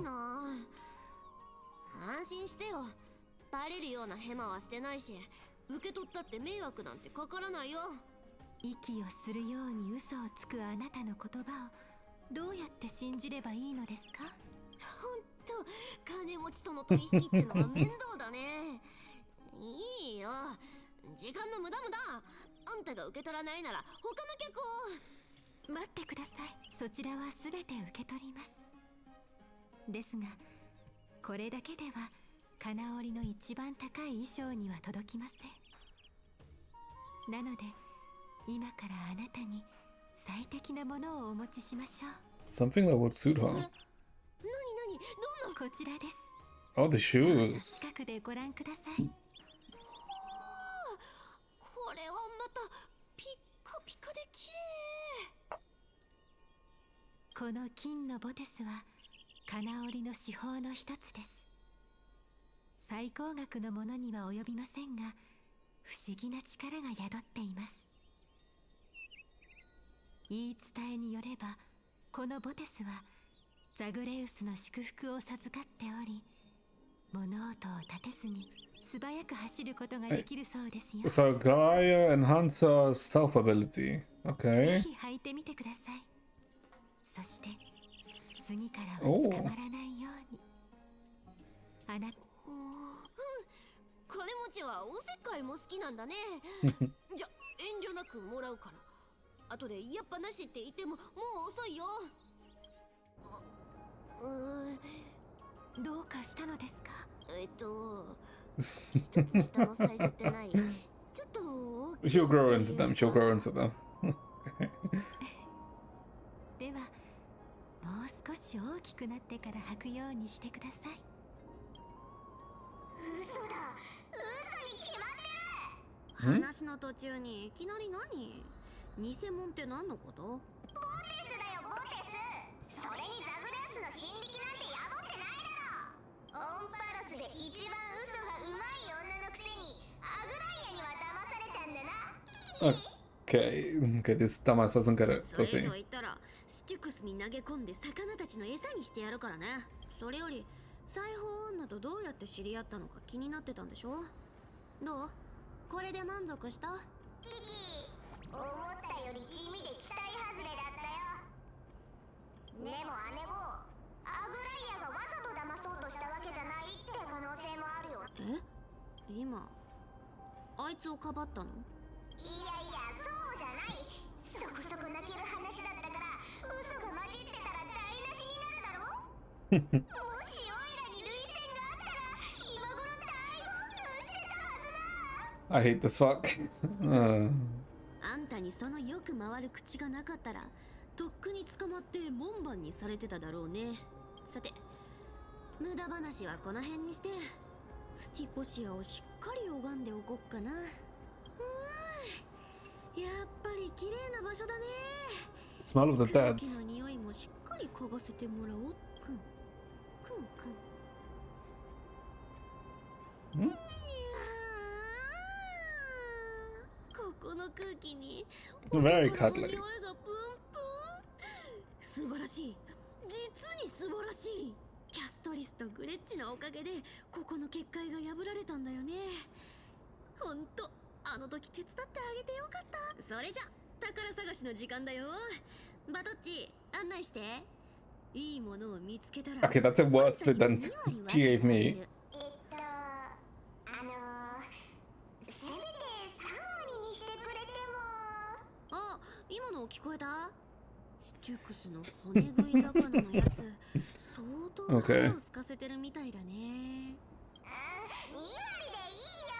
さすがサフェルの姉も素晴らしい打ち分け。それよりここってなんでこんな水まみれなの？ジメジメしてるし冷たいし嫌なか。技術の半身なのに水が苦手なのか？本当に分かってないねあんたは。ドロス人はちょっ The と泳 people ぐ of のが Dollars, 苦手 I なだけ guess で that's where she's いろん from. なことが得意なの。なんならここで競争してあげようか。地上なら長距離でも短距離でも回転しながら走ったって負けないから。そう怒るなよ。あの怖いもの知らずの姉子が水嫌いってのがちょっと信じられなかっただけだ。猫ちゃんは水が一番嫌い。そんなこと。それよりどうやって向こうに行けばいいか早く。 Couldn't she just grab on him and let him fly 取り across? 分も考え直すから。どれどれ。よし、あれを使おう。姉子、オイラについてきな。バレバレだって。 Not a good imitation. まあとりあえず乗ってみるか。しばらくは遊んであげるよ、バトルズ。そういえば Not a good imitation. オイラがいないとき、どうやって宝を探してたんだ？ Huh. カマをかけよったってそうはいかないよ。警戒心が強いことで。 Yeah, hold up. Instead we can. Ah, god damn it, I can't change party here. Wait, no, hold up. Yes, I can. Ooh. Wait, hold up, hold up. Okay, technically it would be this, you and you, right? Ooh.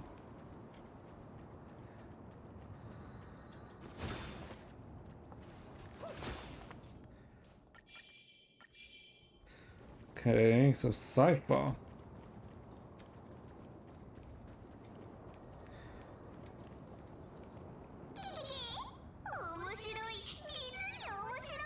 この装置、オロニクス司祭が作ったおもちゃだよね。ずいぶんと甘く見られたもんだ。姉子は乾いた隅で待ってな。 What was he trying to corner? これで尻尾が濡れる心配もないだろ。やるじゃん。でも言っとくけど、当たってる最中でこいつが効かなくなったら。心配しなさんな。2割の頭皮。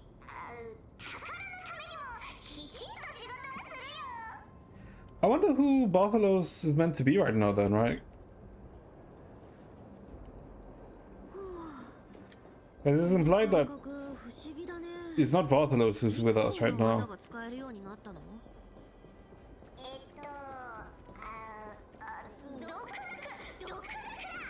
Well, so how is Bartholos like doing this, right? Because technically, this requires the ability of time. Why do we have a magnet on our heads? そのでっかいライトを閉じたら眩しいし。あいよ、向こうの装置を使えば閉じれるはずだ。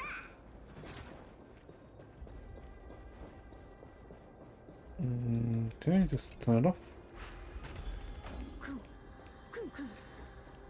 金貨、宝石、それに上質な革の香り。最高。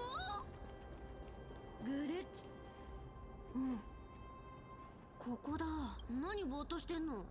早く持ってよ。Bartholos activated excavation mode, unearthing the treasure buried deep underground. 大きい宝箱。どいて。私がこの手で開けるから。What was that smirk? That laugh. にしても驚いた。スティコシア人って本当に贅沢な暮らしをしてたんだね。さすがはファジーナ信者の縄張り。海の涙でできた装飾品が一箱も。 Ocean too. Isn't it? Ah, that is the supper.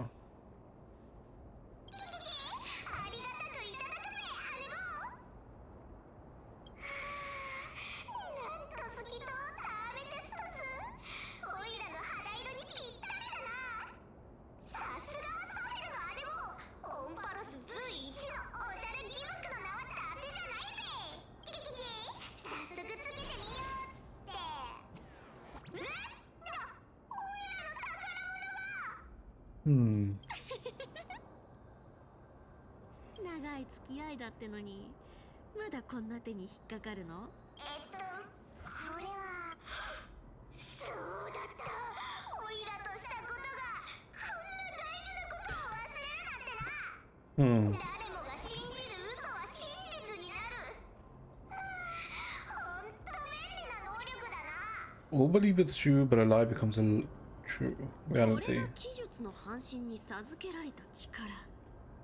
禁止とか瞬間移動できる扉とかよりずっと実用的でしょ。ほら本物だよ。この後の道案内もよろしくね。あいよ姉坊、次の宝を見つけたらすぐに案内するぜ。キキキ。なあ姉坊、今回は間違いなく大儲けだけど、姉子は何に使うつもりなんだ？それ It はもちろん becomes. あれはおいら。5本。5本。あれはザこいつを起動すると音がずっと先まで聞こえるんだ。本当にバカだよな。5本。これを発明したタイタンは一体何を考えてたんだろう。技術がバレないよう Wasn't に that. する Wait, に hold は on. まずは声の源である口をちゃんと制御しないと。 Bartolos? でしょ？ Tigers? No. キキキ。姉子の言う通りだ。言動に。 Is it? I mean, could be. Hold up. Keep hunting.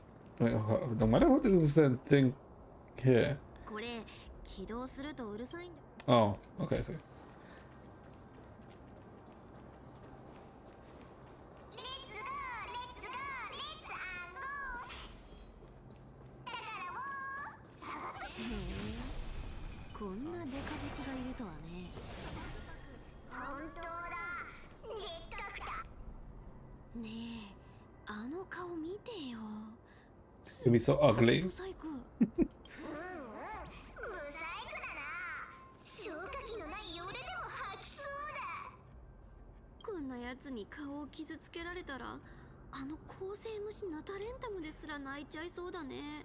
だな。そうと決まれば逃 Poor guy, he's just standing there. And they're just insulting それ him. じゃあ、あんたは正面で頑張ってて。そうそう。盗賊たるものバラバラに散って少しでも逃げる確率を。 Okay. 活路は七にある。 Okay. How the fuck would you use this team? Is the この question. 身をもってあなたを守り導こう。言動を出す。バレたか。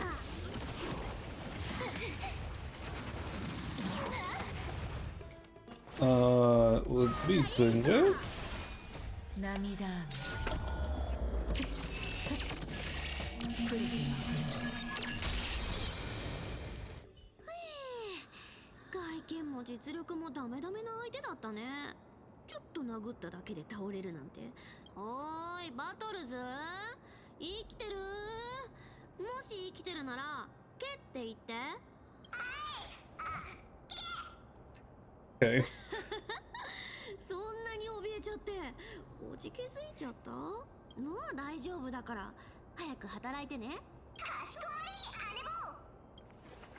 姉坊。 Bartolos activated excavation mode, unearthing the treasure buried deep underground. くん、くん。 An ordinary chest.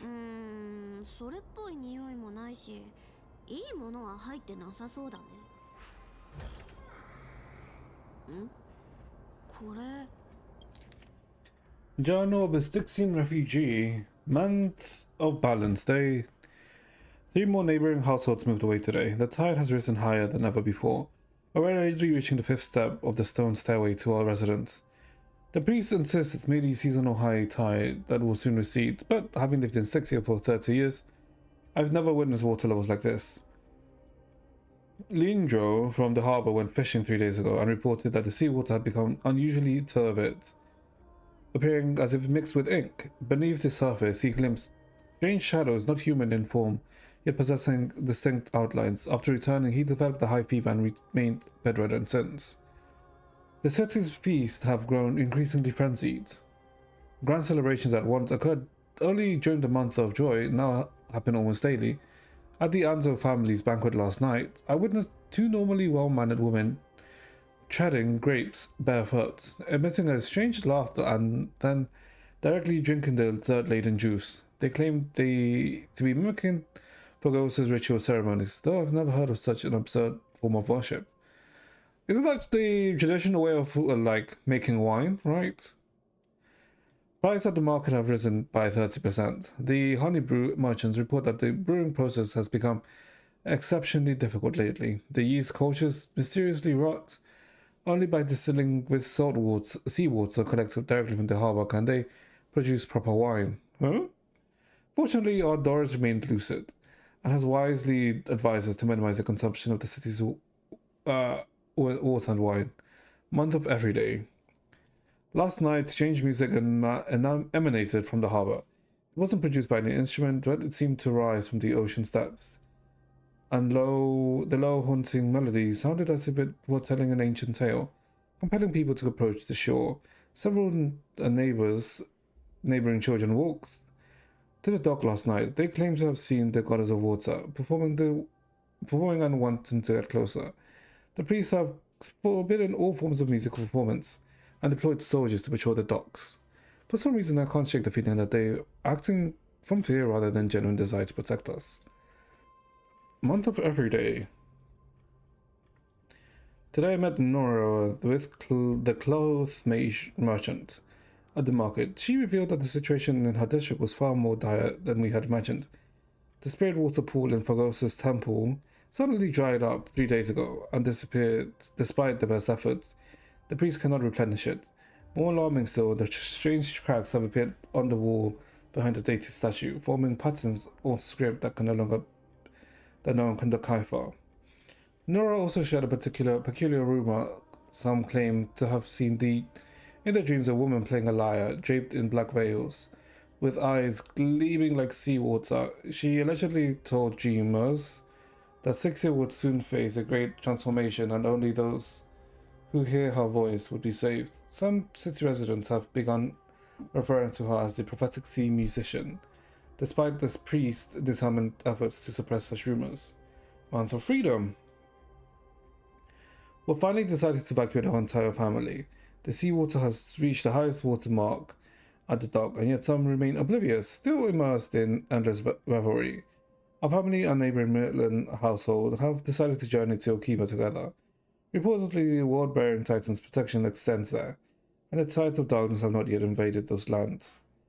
We plan to slip away quietly tonight from the northern dock exit. We pray for Ghost for safe passage. Month of freedom. We've traveling for 3 days now. Last night, the Millen family's youngest child suddenly developed a high fever, continuously muttering strange phrases that resembled an ancient ballads. His father decided to take him back to the city for medical treatment, though we all know there is little hope to be found there. This morning, looking back at Styxia from the hillside, I was horrified to discover the entire city enveloped in a strange aura, the seawater shimmering with an unnatural blue radiance in the sunlight. From a distance, those magnificent buildings seemed to twist and distort in the water, as if they were merely illusions. Month of weaving. We encountered several other fleeing townspeople. They brought even more horrifying news. The seawater in Styxia has begun to display strange colors and textures, sometimes thick as honey, other times solid as glass. Those who remained in the city have undergone bizarre transformations. Even more disturbing is that at night the entire city baths in the indescribable glow, as if enveloped by some gigantic amniotic membrane. They say that this is Phagos's punishment, but I can't help but wonder. Is this the Titan's wrath, or some power even greater than Titan's work? We have decided to continue northwards to Okima. Along the way, we've heard rumors of someone named who can supposedly appease Phagos's wrath, but these are merely legends fabricated by desperate people. We common folk only rely on our own 2 feet to flee this disaster. Tonight, as children fell asleep, I secretly examined the small vial of seawater that I bought from the city. It was the last drop collected from the spirit water pool in Phagos's temple before we left. In the moonlight, it displays a strange shimmer as if something moves within it, unlike any ordinary water. By chance, I discovered that gently tapping the vial with my fingertip produces a particular sound, like a distant lyre notes echoing. In that moment, I seemed to glimpse a mysterious woman standing upon the sea surface. soulfully playing a melody that no one could understand. I don't know if this was an illusion or reality, but if such a being truly exists, one can hear the sorrows of Styxians. Then as we embark on this uncertain journey, please grant us a flicker of hope. Even if it's merely a beautiful dream, Alchema is now within reach. Taking one final glance back at my homeland, the beautiful scenery of old is nowhere to be seen. Only distorted masses of light and shadow underrooting the sea level, resembling foam heaped by waves before dawn, dissolving one by one to gradually reveal its cold and true nature. Jesus Christ, what?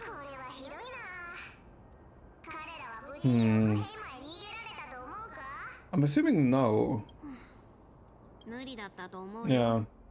オークヘイまでスティコシアの人に会ったことなんてないし、ドロスはまだ私という生き残りがいるけど、この都市国家はそこまで幸運じゃなかったみたいだね。ほんと不公平な世界。生まれた場所が悪かっただけでこんな目に遭うなんてさ。オークヘイマの人は世を背負うタイタンのおかげで今も普通に暮らせてるのに。Yeah, but that's just RNG, no? この世界は不公平すぎるんだ。そうだ、世を背負うタイタンといえば、サフェルの姉子は前にケファレの司祭院で見習いをしてたんだろ。 An apprentice of Kefla's court. はあ、そんな話した？知ったさ。オイラははっきり覚えてるぞ。まさか時間が経ちすぎて記憶が曖昧になってきたのか。I mean, I guess Cypher's also like at least 1,000 years old, no? ああ、そういえば言ってたね。けど大した話じゃないでしょ。ブツブツ喋ってる司祭たちに紛れて光る岩の前で妙な動きをしてる人たちを眺めてただけだし、正直あの頃は元老院たちの財布のことしか頭になかったから、それ以外のことはほとんど覚えてないや。あれからどれくらい経ったのかな。 Yeah, literally 1,000 years, yeah. なるほど。司祭の衣装を着てる姉子か。しなくて結構。それに当時の衣装なんて今とは全然違うんだから。 These robes from 1,000 years ago. Huh? そうだよな。ただちょっと気になってさ、その時の姉子が司祭たちから何か聞いてないかなって。何？次行くよ。 Interesting that it brought that specific topic up. Begin hunting the next drove. どこから出てきたの？面倒だな。もうお宝はすぐ目の前にある。あちゃちゃ、積んじまったか。こういう時こそでかくて重くてうるさい。これが役に立つ時が来るなんてね。いいよ。お任せあれだぜ。オイラに制御装置なんてもういらねえ。 Don't need a controller. Huh? Why wouldn't he need a controller? サグレウスの手、オイラのお宝、おひろ。 No, I'm actually starting believing that Zagreus never died, that Bartholos is actually Zagreus. Right? That's like what I'm getting. Unless I'm completely wrong, but I don't think I'm wrong here.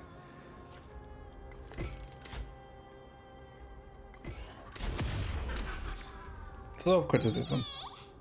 What? Oh, because I punched myself, I'm assuming, right? へえ、やるじゃん。でもこれと記述に何の関係があるのかは。まあまあ、次のお宝へレッツ。あ、ちょっと待って。さっき聞かれたことで思い出したことがあるんだけど。オイラなんか聞いた？だから質問してきたでしょ。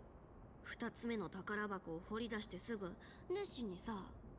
こう言っちゃなんだけど、姉子、もしかしてストレスでも溜まってるんじゃないか？ Is it like a dual personality? そう。 Might be like a dual personality then. そうかもね。確かに最近ちょっとピリピリしてるかも。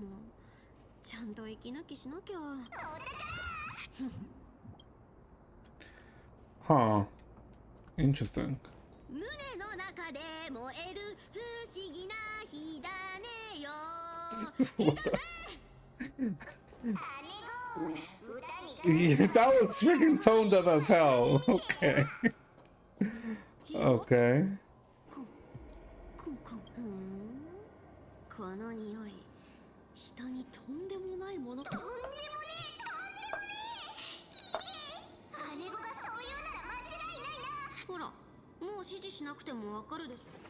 Bartholomew's activated excavation mode, uncovering something hidden beneath the earth. Huh? これ黄金のスケープゴートじゃん。面白い。ここにお宝を埋めたやつ、私たちとゲームでもしたいのかな。そういえばこのヤギ頭って何かの神話と関係があったような。 Those who feared fire became sheep. ヤギとか人とかどっちでもいいよ。とにかくこれを解けばお宝が手に入るんでしょ。この程度の謎解きならお安いご用だ。 Who is Bartholomew right now? Huh. Oh god, what was this again? Oh, okay, this one's a very easy one. Okay, yeah, very easy one for the story. Name treasure.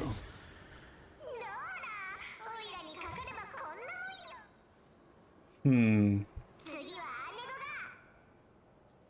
ストップ。動かないで。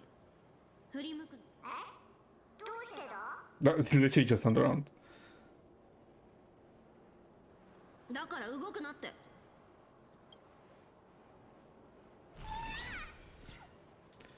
Huh?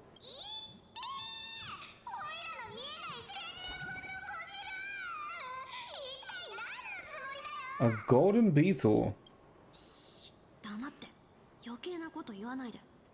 全部あの裁縫女に聞かれてるから。 Oh. 姉子、それってつまり。 Okay. あんたは引っ込んでて静かにね。やあ裁縫女、随分と卑劣な手を使うんだね。私のとこに仕込んだ耳に気づかないとでも思った？時が経つにつれ、私もどんどん運というものに頼るようになってきたようですね。この小さなエンドモの力だけではあなたの鋭い目を欺くことはできませんでしたか、セファリア。バトルズを完璧に操ってたとしても、あんたの偽装くらいは Okay. Oh, okay. Okay. That explains it. ぐらいや。 Okay. I was wondering that. It seemed weird. Okay. ねえ、こんなに手間暇かけて私のことを監視して一体何がしたいわけ？言ったよね。私がいなくてもあんたたちだけでなんとかなるって。この前だってキャストリスとグレッチを特別に助けてあげたでしょ。これ以上要求するのはちょっとずうずうしくない？ごめんなさい、セファリア。何もかも計算し尽くしてきたつもりですが、あなたとの関係がここまで冷え切ってしまうことだけはどうし、一体どこで何を間違えたのか。数百年もの間それを試作し自制を重ねてきました。 A chance to explain things face to face. あなたと直接話し合う機会は一度も訪れなかった。ねえ、それやめてよ。そういう話し方されるの苦手だって知ってるでしょ。1000年前無知だった私は沈黙したがために最も美しい波の音を失ってしまいました。 My silence sealed away the most beautiful sound I've ever known. セイレンス。 His silence. ですからたとえ無駄だとしても今回はあなたに伝えなければなりません。私にはあなたが必要です。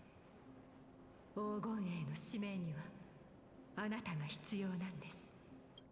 長らく先延ばしにされてきた私の終幕がついに訪れようとしています。あなたが私に対してどれほどのわだかまりを抱えていようとお願いします。奥平間に帰ってきてください。あなたがいなければ彼らだけでは抗争に勝利することはできないでしょう。分かった。考えとくよ、裁縫女。ただしもう監視はなしだよ。安心してください。もう一度あなたの声を聞き、その顔を見てみたいと願ってやまないですが、もうその機会はないでしょう。さようなら、セファリア。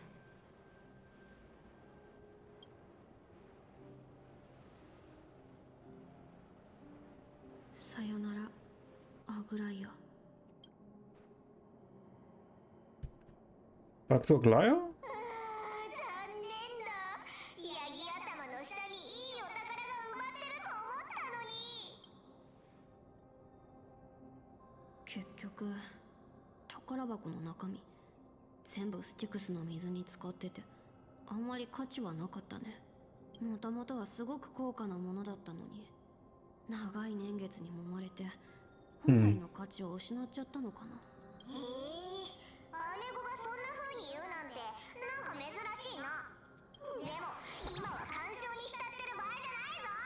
さっきの話といい、あの恐ろしい女で。今度サフェルに会ったら伝えてください。半身である我々は決してその責任から。まさかあの時。思い出した？はあ、教える手間が省けてよかった。あんたは不意をつかれて But that was ポケットにエンドも入れられてたんだよ。 wasn't that all the way back in 3.0? So that was like months ago. 見た目以上に結構やばくて、裁縫女の禁止くらい厄介なんだよね。ちょっと気を抜いただけで体を乗っ取られて操り人形みたいになっちゃってさ。そんなのまるで暗黒の塩から生まれた洗脳お化けみたいじゃないか。それじゃサフェルの姉子はどうやって気づいたんだ。あの虫オイラに何を言わせて。早々にボラを出してたよ。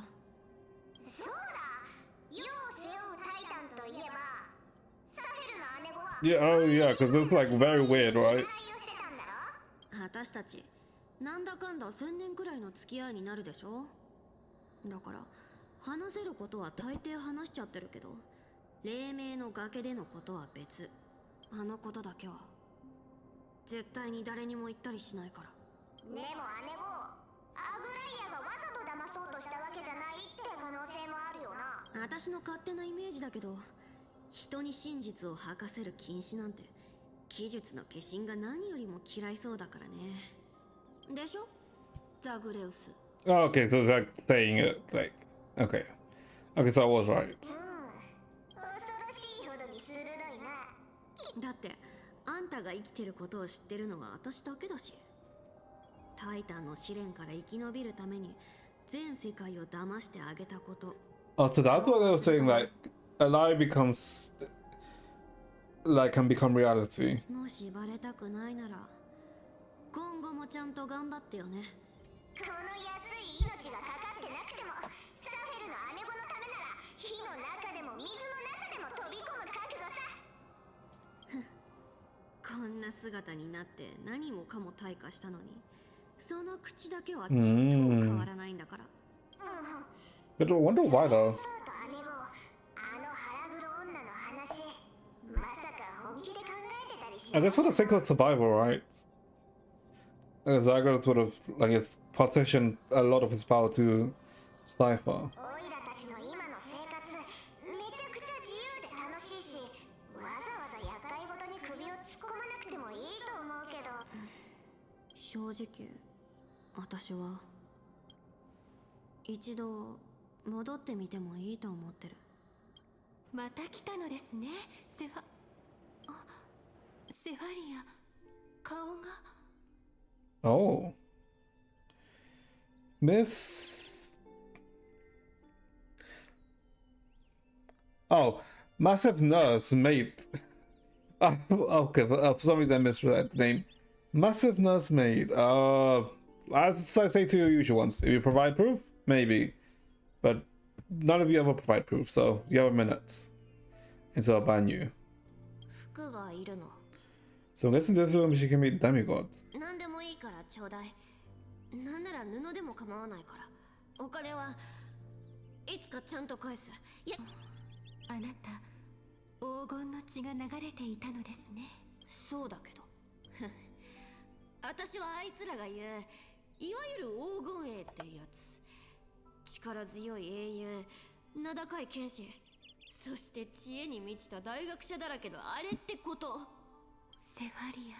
でも残念だったね。あんなすごい連中の中に私みたいなのが混ざっててさ、貧乏で泥棒で嘘つきな私なんかがさ、いっそのこともう一個傷でも作ってもうやめてくださいセファリア。服は用意しますから、まずは温まってください。それからここに残ってください。なんで怪我したのか聞かないんだ。そうだよね。気だってどうしようもないし、私あんたの禁止さえ騙せるくらい嘘がうまいんだもん。いいえ、あなたを問いただしたり禁止で測ったりする必要なんてありません。So she あなた understood. がしたことはすべて They had a good understanding of each other. ここに残ってください。 Nope, no response. So もう飢えや寒さに苦しむことはありません。それに私のそばにいれば壊れてしまった自尊心を縫い直す方法も学べるでしょう。私のせいで悪いように言われるのが怖くないの。それに高い服を盗んでこっそり外で売っちゃうかもしれないよ。怖がっていたらこんな提案はしません。裁縫女、あんたって本当に変わってるよね。大人たちがさ言うんだよ。私だってそうならないように頑張ってみたさ。でも正直もう疲れた。なのにあんたはなんでがっかりさせられないって思えるの？それは半身の力ではなく鼓動するこの心臓で感じるから and です。 you love this place. あなたがこの場所を気に入っていることを。だから頻繁にここを通るのでしょ。それなのに自分が金織りの看板にふさわしくないと足を止めるのをためらっているのではありませんか。モネータの真剣を引き継いでから真実と偽りを禁止に見分けてもらうことに慣れてしまいました。ですが私が果たそうとしている使命は心で人を信じ頼ることを学ばなければならないものです。 Wise me to learn to trust and rely on my heart. セファリア、あなたは私が世界に捧げる真心であり、同時に世界が私に課した試練でもあります。 You're an honest thing I've given to this world and also a challenge the world has given me. そばにいてください。その美しい顔には傷も泥も似合いませんよ。あんたの話って本当に回りくどくて分かりづらいよね。じゃあ約束だから猶予は1日だけ。選考の時までじっくり考えといて。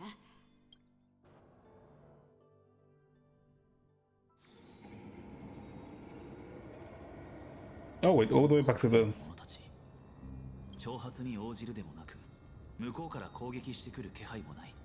The 一 stalling. 体どういうつもりだ。圧力をかけ不安を煽り焦燥感を植え付ける。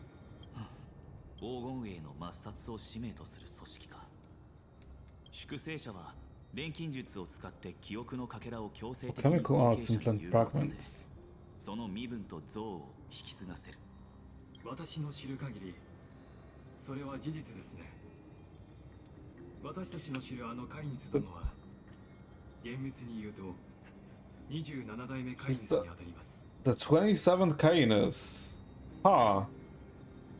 Okay, this is not what I expected. 客観的に言えば粛清者の出現は必然であり必要でもあったでしょう。とはいえその残酷で悪辣な行為は多くの人に忌み嫌われ、歴史の中でも否定的な評価を受けざるを得なかったのです。それでも彼らは組織として今なお存続し、火を追う旅を妨害し続けている。そうしなければならないほど黄金衛が目指す再早期を恐れているのか。たとえ社会が揺れ動くエスカトンであっても、そこから利益を得られる者たちは必ず like 存在します。 essentially war merchants, right? 遥かな理想のため、既得権益者に今ある地位や富、そして野心を手放させることは奇跡を起こすほどに困難かもしれませんね。あいつは今どこに。俺が目をつけられている以上、向こうも狙われている可能性が高い。 Oh, あれはケラウトルス。ようやく見つけたぞ、炭鉱殿。伝言の石板で連絡がつかなかったので、影を這いずり回る虫けらどもめ、ここから退け。その悪形は望み通り果たせただろう。だが警告だ。今後二度と奥平馬に近づく。そうなければ怒り狂った民衆に八つ咲きにされるぞ。 honestly, after 2.1, I thought, I mean 3.1, I thought we wouldn't really see him anymore. アグライアが死んだ。 What? 生徒の民にとってお前たちこそ Aglaya is dead. Okay, so she did die. 謙虚なのだからな。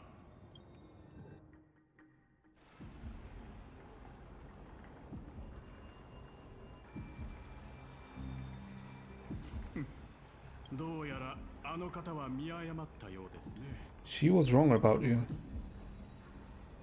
お前たちの背後にいる黒幕のことか。あの方はあなたを軟弱者だと思っている。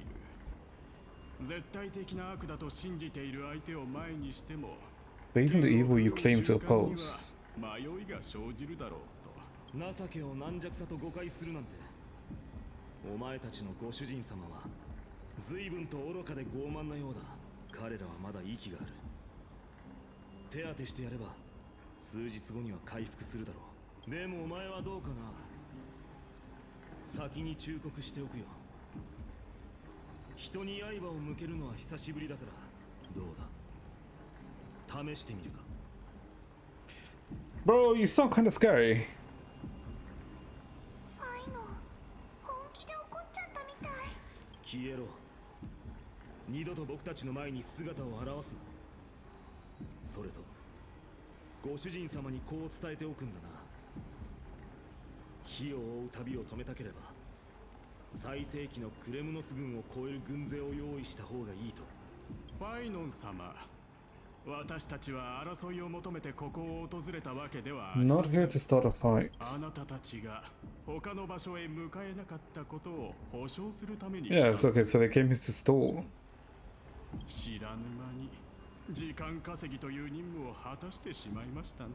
ではまたの機会にお会いしましょう。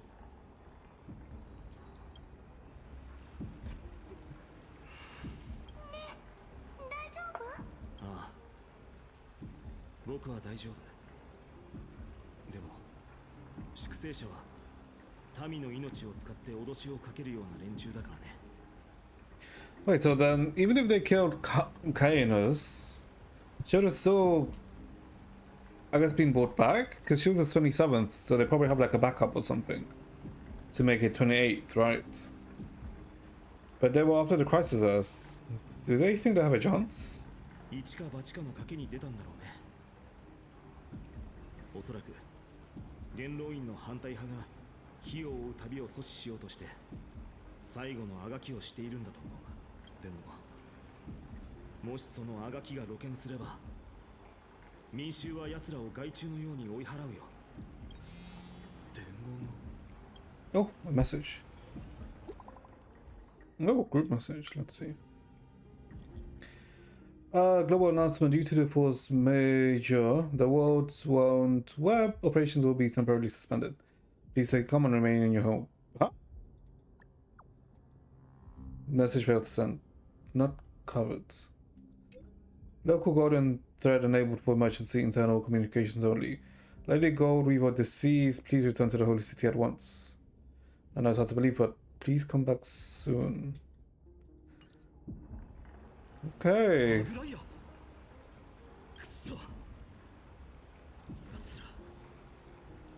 Was it? Were they able to kill Glaive? But how? 落ち着け。アグライアの計略だって可能性も Because if they use the people. この目で確かめるまでは。ファイノ、私たちこれからどうしたら Oh, head back to Okima.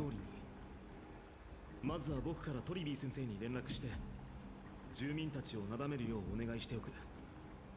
それから急いでオークヘイマに戻って町の情報もう手加減はしない。 Okay.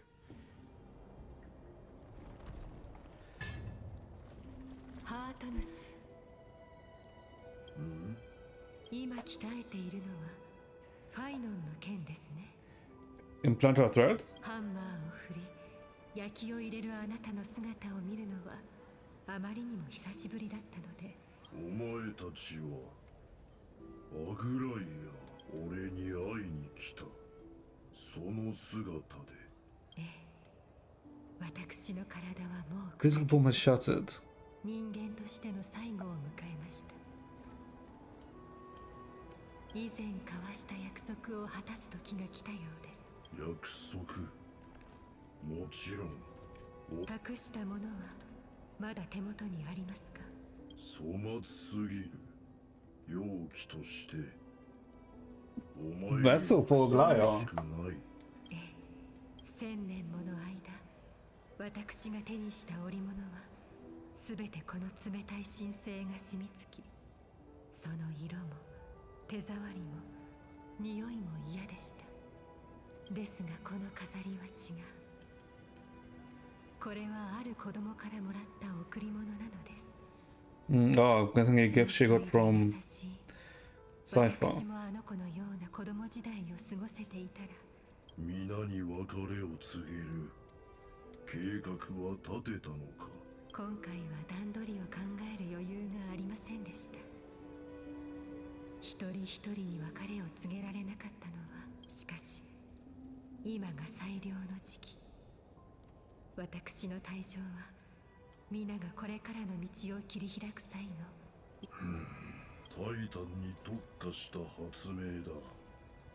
クレムノスの中根技術は神聖は保たれるが完全に取り除く。 Invincible Titan's criminal self was intact. The divinity retains, filtered out, the remnants of humanity will be. Ah. So how do you retain her divinity? これまでも何度も確認してくれましたね。ですが、私の答えは変わりません。私の神聖を凝縮して、この飾りに注ぎ込んでほしい。いつか、彼らが使命を果たすのに。無視のままだな。羨む必要はない。その子供を。そう言っていただけて安心しました。大交渉。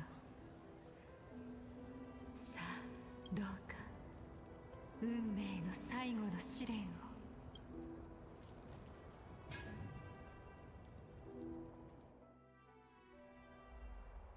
街は静まり返って不安だけが募っていく。おそらくもう話は広まっているはずだ。みんな家にこもって。 She really was taken by the cleaners. Something about this feels like a scheme. そうだといいけど、あのアグライアがたかが四角ごときにやられるなんて、もしこれが全て彼女の計略の一環だとしたら、トリビー先生が何かを知っているはずだ。とりあえず先生に会いに行こう。Okay, chat, let's take a quick 2-minute break. Let's take a quick 2-minute break and then we'll continue. I need to use the toilet. I'll be back, chat.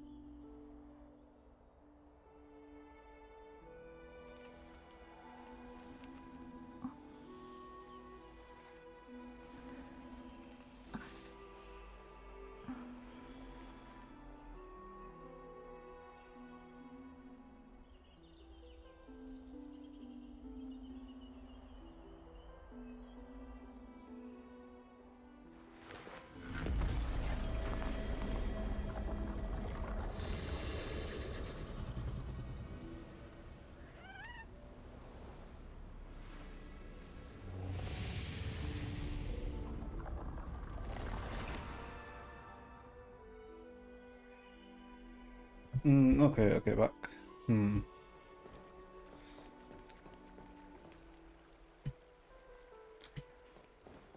Is she? I mean, I guess a Glyde could be that.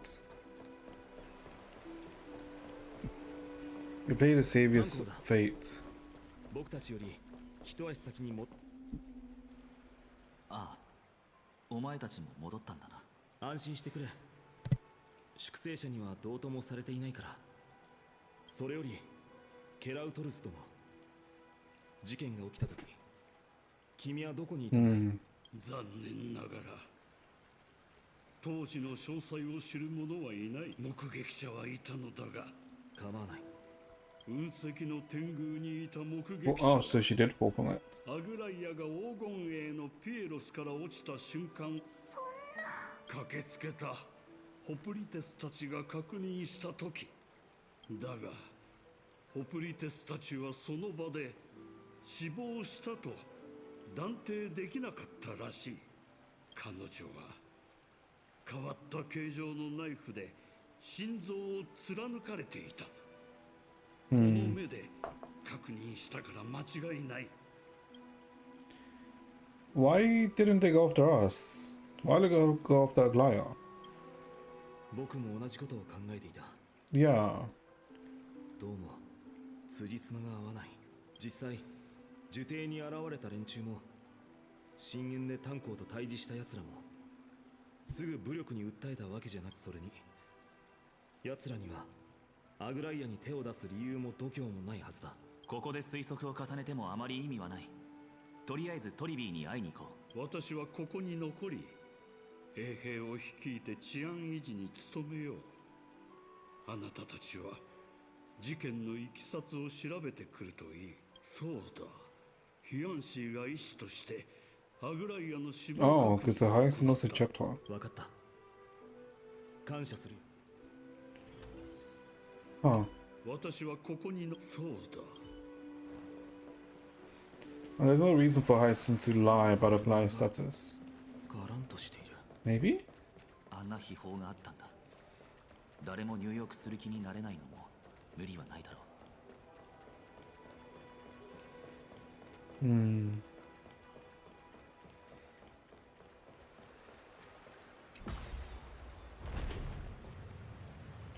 And I guess Aglaya never really, well, you wouldn't think that Aglaya would need guards, right? Since she's a demigod who's lived for thousands of years. Huh. ヒアンシー。戻ってきたんです。ケラウトルスから話は聞いた。はい。私なら大丈夫です。さっきまでトリビー様とトリノン様に付き添ってて、早めに戻ってきてくれて本当に良かった。How are the two of them holding up? あまりいいとは言えません。なので真っ先に治療を試みました。アグライア様の死亡確認をするのはこれまでの医師人生の中で。ハイノン様、無理はしないでくださいね。 That's not helping him. 前よりももっと重いものが乗ってしまってい。まだ大丈夫。耐えられるよ。僕は死であり戦友である人を失った。けどトリビー先生とトリノン先生が失ったのは1000年続いた絆だ。休んだ方がいいよ、ヒアンシー。ずっと寝れていなかったんだろ。後のことは僕たちに任せてくれ。はい、そうですね。皆さん、また後でお会いしましょう。 This is a complete contrast into her trailer, by the way. Because her trailer was also rainbows and sunshines, essentially. I don't think we're an hour or so into the story, and yet it's already... Huh. Okay. So Glyas left a keepsake, if anything. I guess an emergency. provision or something akin to that. But it's weird. Why only go after Aglaya? I guess because Kane is a bitch and hated Aglaya the most. ファイちゃん、クレイちゃん。帰っトリビー先生。いいの、ファイちゃん。私たちに謝らないで。受刑に言ってたのは、奥平満を脅かす敵に立ち向かえるように強くなりたかったから、この長い旅の中で、私たちはずっとライアちゃんのそばにいたから、ライアちゃんは自分が火を追う旅を最後まで見届けられないって分かってたけど、それでも惜しみなく全てを捧げたの。アグライアが僕に何を期待していたのかはよく分かってる。今の奥ヘイマに最も不要なのは、Oh, so Final's gonna take up a role. 現れた指導者だ。あそこにあるパピルスの巻物はライアちゃんから預かったファイちゃん宛てのメッセージなんだ。きっと今がその特別な時です。 Nameless recollection. Golden threads. Review the memory fragments.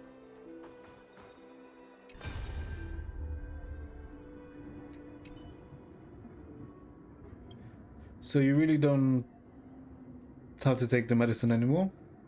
No need, teacher. Medicine can only study my flesh, but it cannot stop the decay of my soul. I've already borrowed too much time from this world, and now the time is up. Now is the best time for my exit. Please don't cry on my account, teacher. I have a final very selfish request. Can you lend me an ear?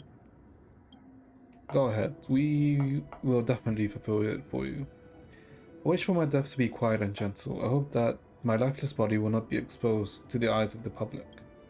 Teacher, I have faced too many challenges in my lifetime, but in the pursuit of one thing alone, I have remained unchanged for 1,000 years. It's beauty, isn't it? That's right, teacher. Beauty. Aggie, do you think Snowy is ready? 1,000 years ago, when I took up the core flame of Menestia, do you think I was ready then, teacher? Born into this era, we have no choice but to grow amidst the raging waves, not set sail after everything was prepared. Finon, he will understand, he will grasp the duty that I've left him. He is mature enough now, no longer blinded by anger or hatred. Oh.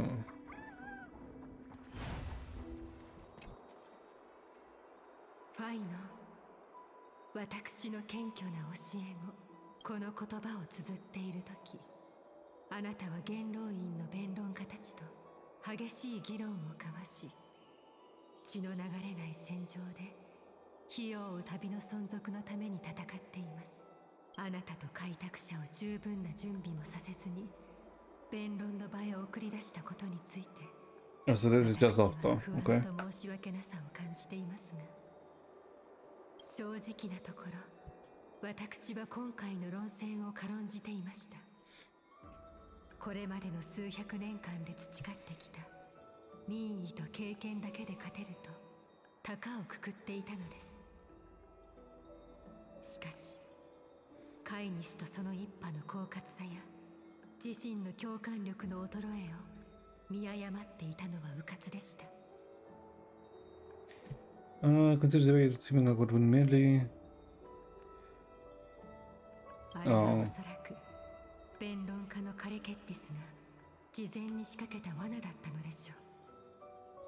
彼はあらかじめ切断された禁止を用意し、カイニスが劣勢に追い込まれた瞬間、私が禁止を用いて人々の考えを読み取り、それを利用して弁論で不正を働いたと非難しました。I mean, I guess. ような卑劣な手口など、いくらでも対策を講じることができたでしょうに。言葉、あなたたちのような下劣な無法者が溢れているからこそ、生徒のすべてを監視せざるを得なくなったのですよ、と。その言葉が引き起こした反響については説明するまでもありませんね。あの瞬間、私に残された時間はあまりないのだと悟りました。 I guess because she's specifically a demigod, right? She isn't exactly a full-fledged god. この体に宿る神聖は永遠に続くのかもしれませんが、それは私の本質ではありません。 Yeah. 私はあくまで人の子。母の体内で生を受け、人の姿のまま死を迎える運命なのです。自身の人間性が尽きかけていると気づいてから、退場についての計画を立て始めました。この遅れてやってくる死をどのように生かすべきか、その答えはまだ見つけられていません。しかし普通の人のように安らかに眠りにつくわけにいかないのは理解しています。あの毒蛇のような者たちは禁止に首を切り落とされることを恐れているからこそ、暗闇に身を潜めているのですから。私が静かにされば、蛇たちが一斉に藪から飛び出してくることは目に見えています。 So she's... Oh, I see. 穏やかで平穏な死というのは、残念ながら私にとって手の届かない贅沢品なのでしょうね。 So she like purposely... I guess she purposely let herself get killed, essentially. 私は弱みを見せ、巣穴でうごめく毒蛇たちをおびき出さなければなりません。彼らが勝利を確信し、毒牙で私のかかとに噛みつこうとした瞬間、最後の炎で蛇の巣に火をつけ、暗闇に潜む脅威を焼き払う。その天をつく炎は人々を混乱させ、恐怖に陥れてしまうかもしれません。それでも彼らが道を見失うことはないでしょう。なぜなら奥平間にはまだあなたがいるからです。ファイノ、あなたは完璧ではありません。あなたの迷いや軽率さ、多感な面も何度も目の当たりにしてきました。そしてその肩にのしかかる重く苦しい過去にずっと囚われていることも知っています。しかし完全ではあるのです。すべての人の欠点を He's the most human of them, essentially, right? できるからこそ、あなたは無条件の善意を持って凡人の不完全さの中に隠された最も高貴な美徳を見出すことができる。それは天賦ケファレが他の神々とは異なる点でもあると思います。ケファレは自らの創造物に欠陥があると知りながらも、彼らに光を与え無条件の愛で守ることを選びましたから。ファイノ、どうか知っておいてください。あなたが紛争の火種を追い求め、それこそが自分の運命だと信じていた時でさえ、私の考えは変わることがなかったことを。あなたは運命に定められたオンパロスの世を背負う者、その未来に向かうための扉なのです。神託に記された火を追う旅を果たしなさい。星々を灯して人の子に希望をもたらしなさい。私は西風の果てであなたが起こす奇跡を楽しみに待っています。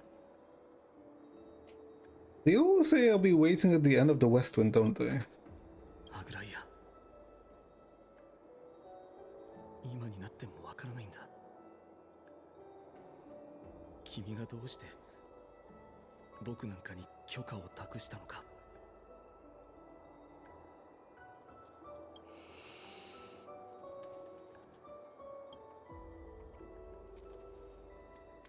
なあタンコ、一つお願いしてもいいかな。俺にできることなら何でも言うといい。ケラウトルス殿に伝言をお願いしたいんだ。ホプリテスト、クレムノスの人たちを総動員して、僕は明日の明晰の時に雲石の天宮で公演を行う。So it's now. そしてアグライアは希望の種をオンパロスに残したのだとオクヘイマの全住民に伝えてほしい。生徒の未来や火を追う旅に対して不安を感じているなら、なおさら公演を聞きに来るべきだと念を押すのも忘れずに。ああ、わかった。ありがとう。みんな、今日は本当に大変だったと思う。帰ったらゆっくり休んで、少しでも気持ちの整理をしてくれ。僕はまだ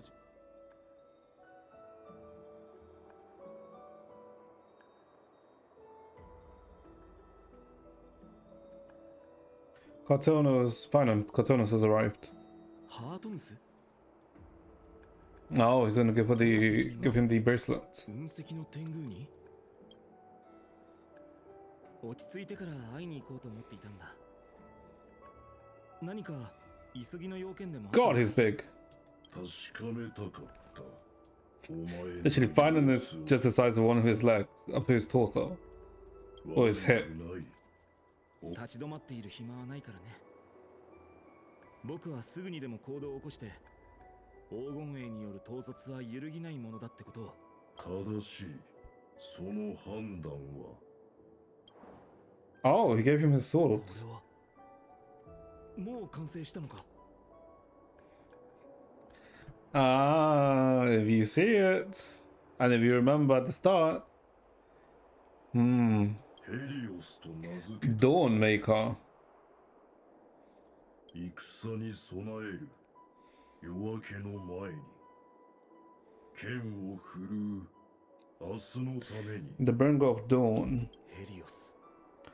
It should have been Dawnbringer rather than Dawnmaker, but Dawnmaker is a good name too. But I think Dawnbringer would have been the better name. すごいな。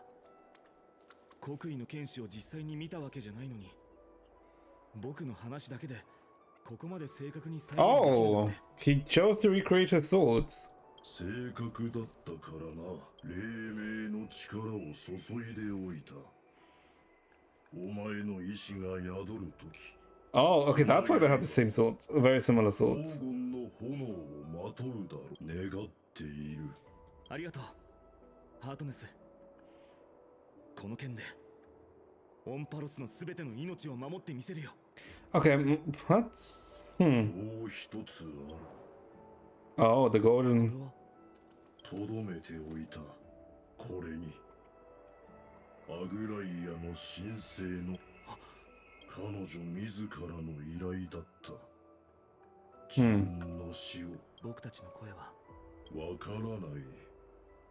知っていることが少ない。彼女はお前たちのそばにいたかった。分かった。僕が預かるよ。これ昔この世界に救世主なんてずっと必要ないといいと言った子がいたんだ。でも But the deliverer そ is の言葉 upon とは us. 逆に世界は崩れ落ちようとしている。そんな時、人々の先頭に立って運命に抗っている僕の姿を見たら、彼女はきっと笑ってくれるだろう。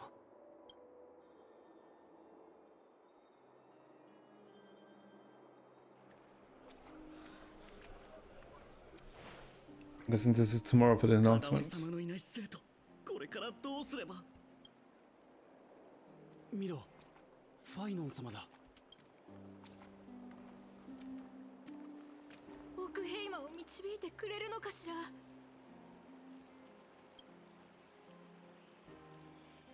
少し前、僕は黎明の崖で開かれた民会で、あの時火を追う旅という希望を絶やさないために、どんな言葉を使えばみんなの支持を得られるのか必死に考えた。するとある師の教えが頭をよぎったんだ。言葉で戦う場では理性よりも激情と猛進の方が強力な武器となるというものだ。僕はその教えに従い、相手を虫けらのように貶め、彼らの人格を非難し、罪状を次々と上げていった。その結果、それは見事に功を奏したよ。僕は十分 Even な a 票を flicker 手 of に入れ、 joy. 目的を達成することができたんだ。だけどその後はどうだったと思う？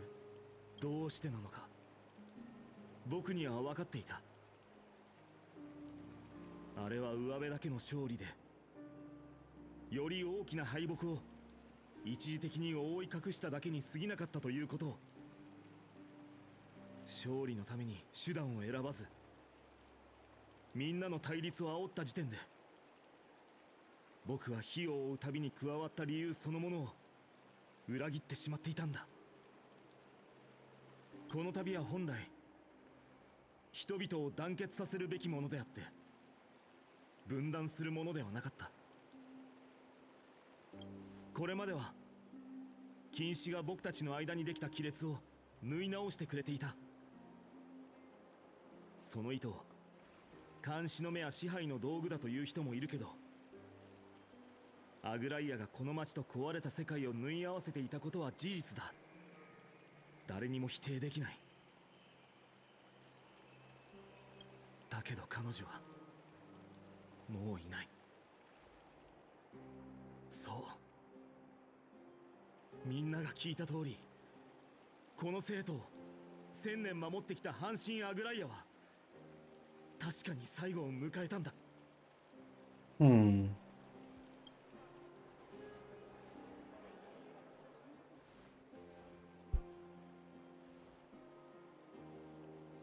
一体誰が金織様を？犯人を見つけて厳罰に処すべきだ。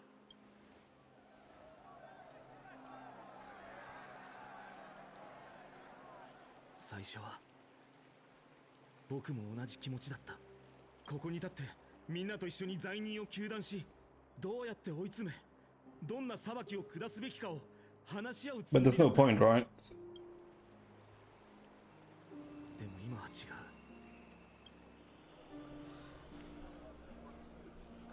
彼女が亡くなった時、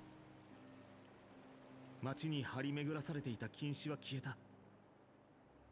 にもかかわらず、閑散とした市場やバルネアには不安だけが漂っていて、それはみんなが気づいていたからだろう。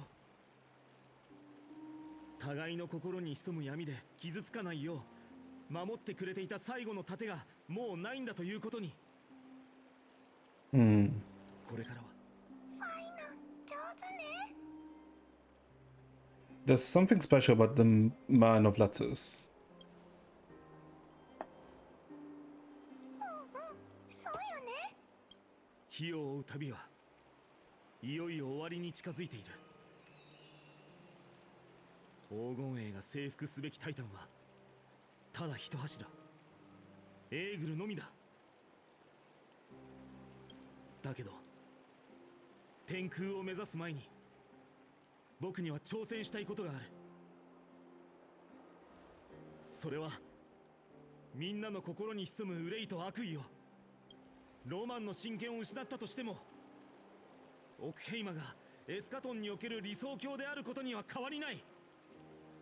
なぜならここにはアグライアが期待し、神託の中の新世界が望んでいるより良い人たちがいるから。 The best of people. より良い人に、より良い人に、より良い人に、より良い人に、より良い人に。挑戦を受けてくれたことに感謝する。みんなのおかげで気づいたんだ。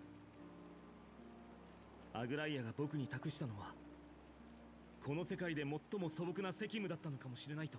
創世の運命を背負うために僕が差し出すべきものはただ一つ。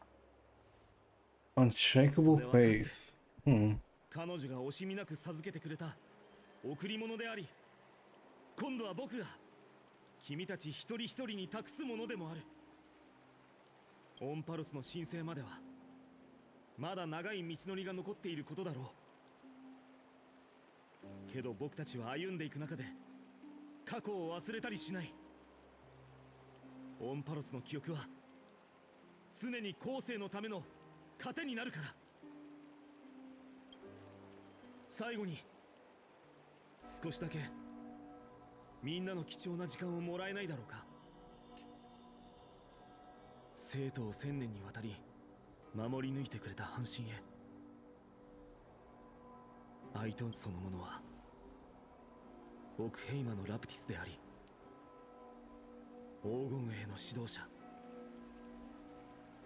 なおカナオリのアグライアという、その生涯において最も偉大な功績は無視の人間になったことだ。Oh, 7.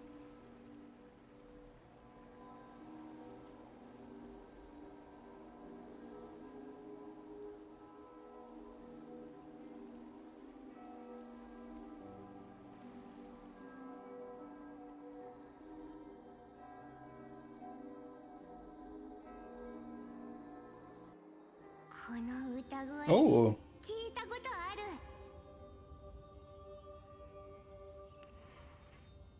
Oh.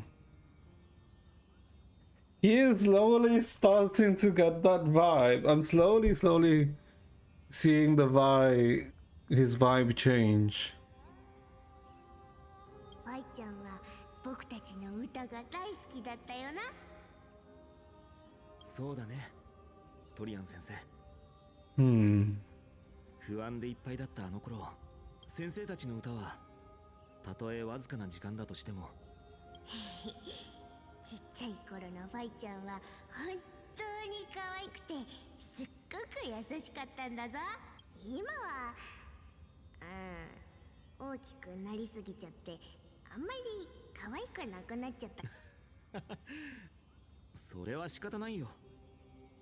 僕も年を取ったからね。でも、先生たちのおかげで優しさを忘れずにここまで大きくなれたんだ。どういたしまして。ファイちゃんの光キラキラ眩しいな。それじゃあバイバイファイちゃん。バイバイトリアン先生。先ほどのあの口ぶり、私が教えた弁論術が邪道だとでも言いたげでしたね。Is basically, I guess, essentially accepting the inheritance. そんな風には言ってないよ、アナイクス先生。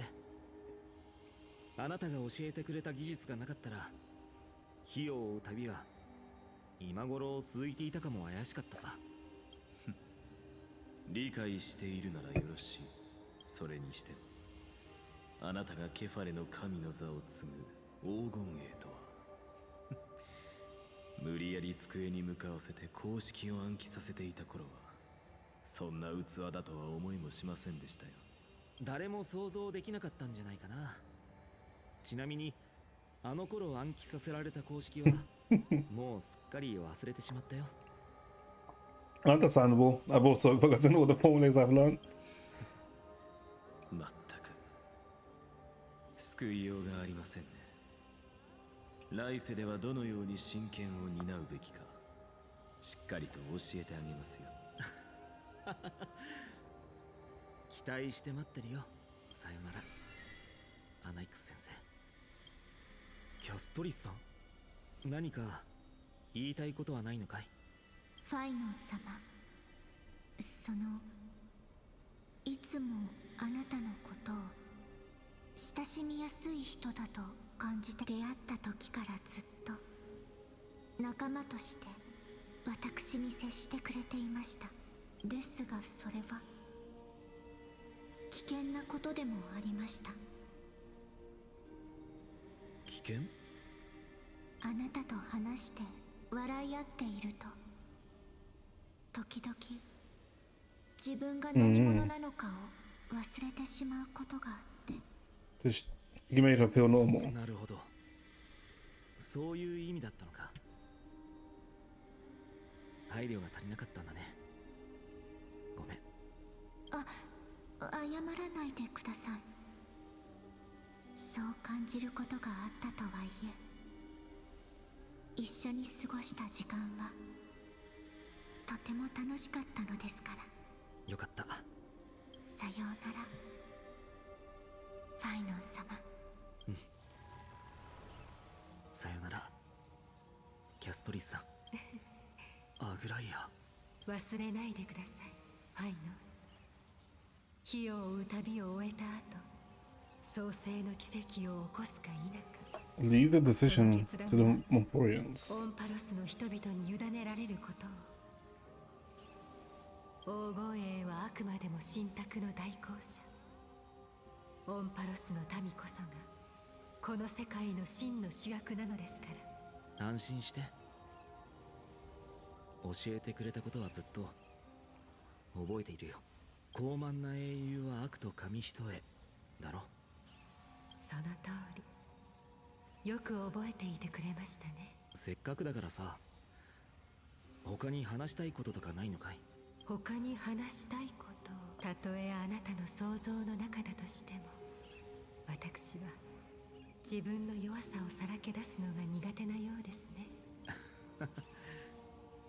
大丈夫。君から本音を聞き出すのがどれだけ難しいことか昔からよく分かっていたからさ。この町に連れてきてくれてありがとう、アグライア。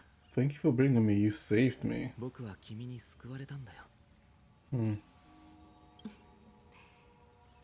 もしかすると私が救いたかったのはあなたではなく、この崩れかけた世界の方かもしれませんよ。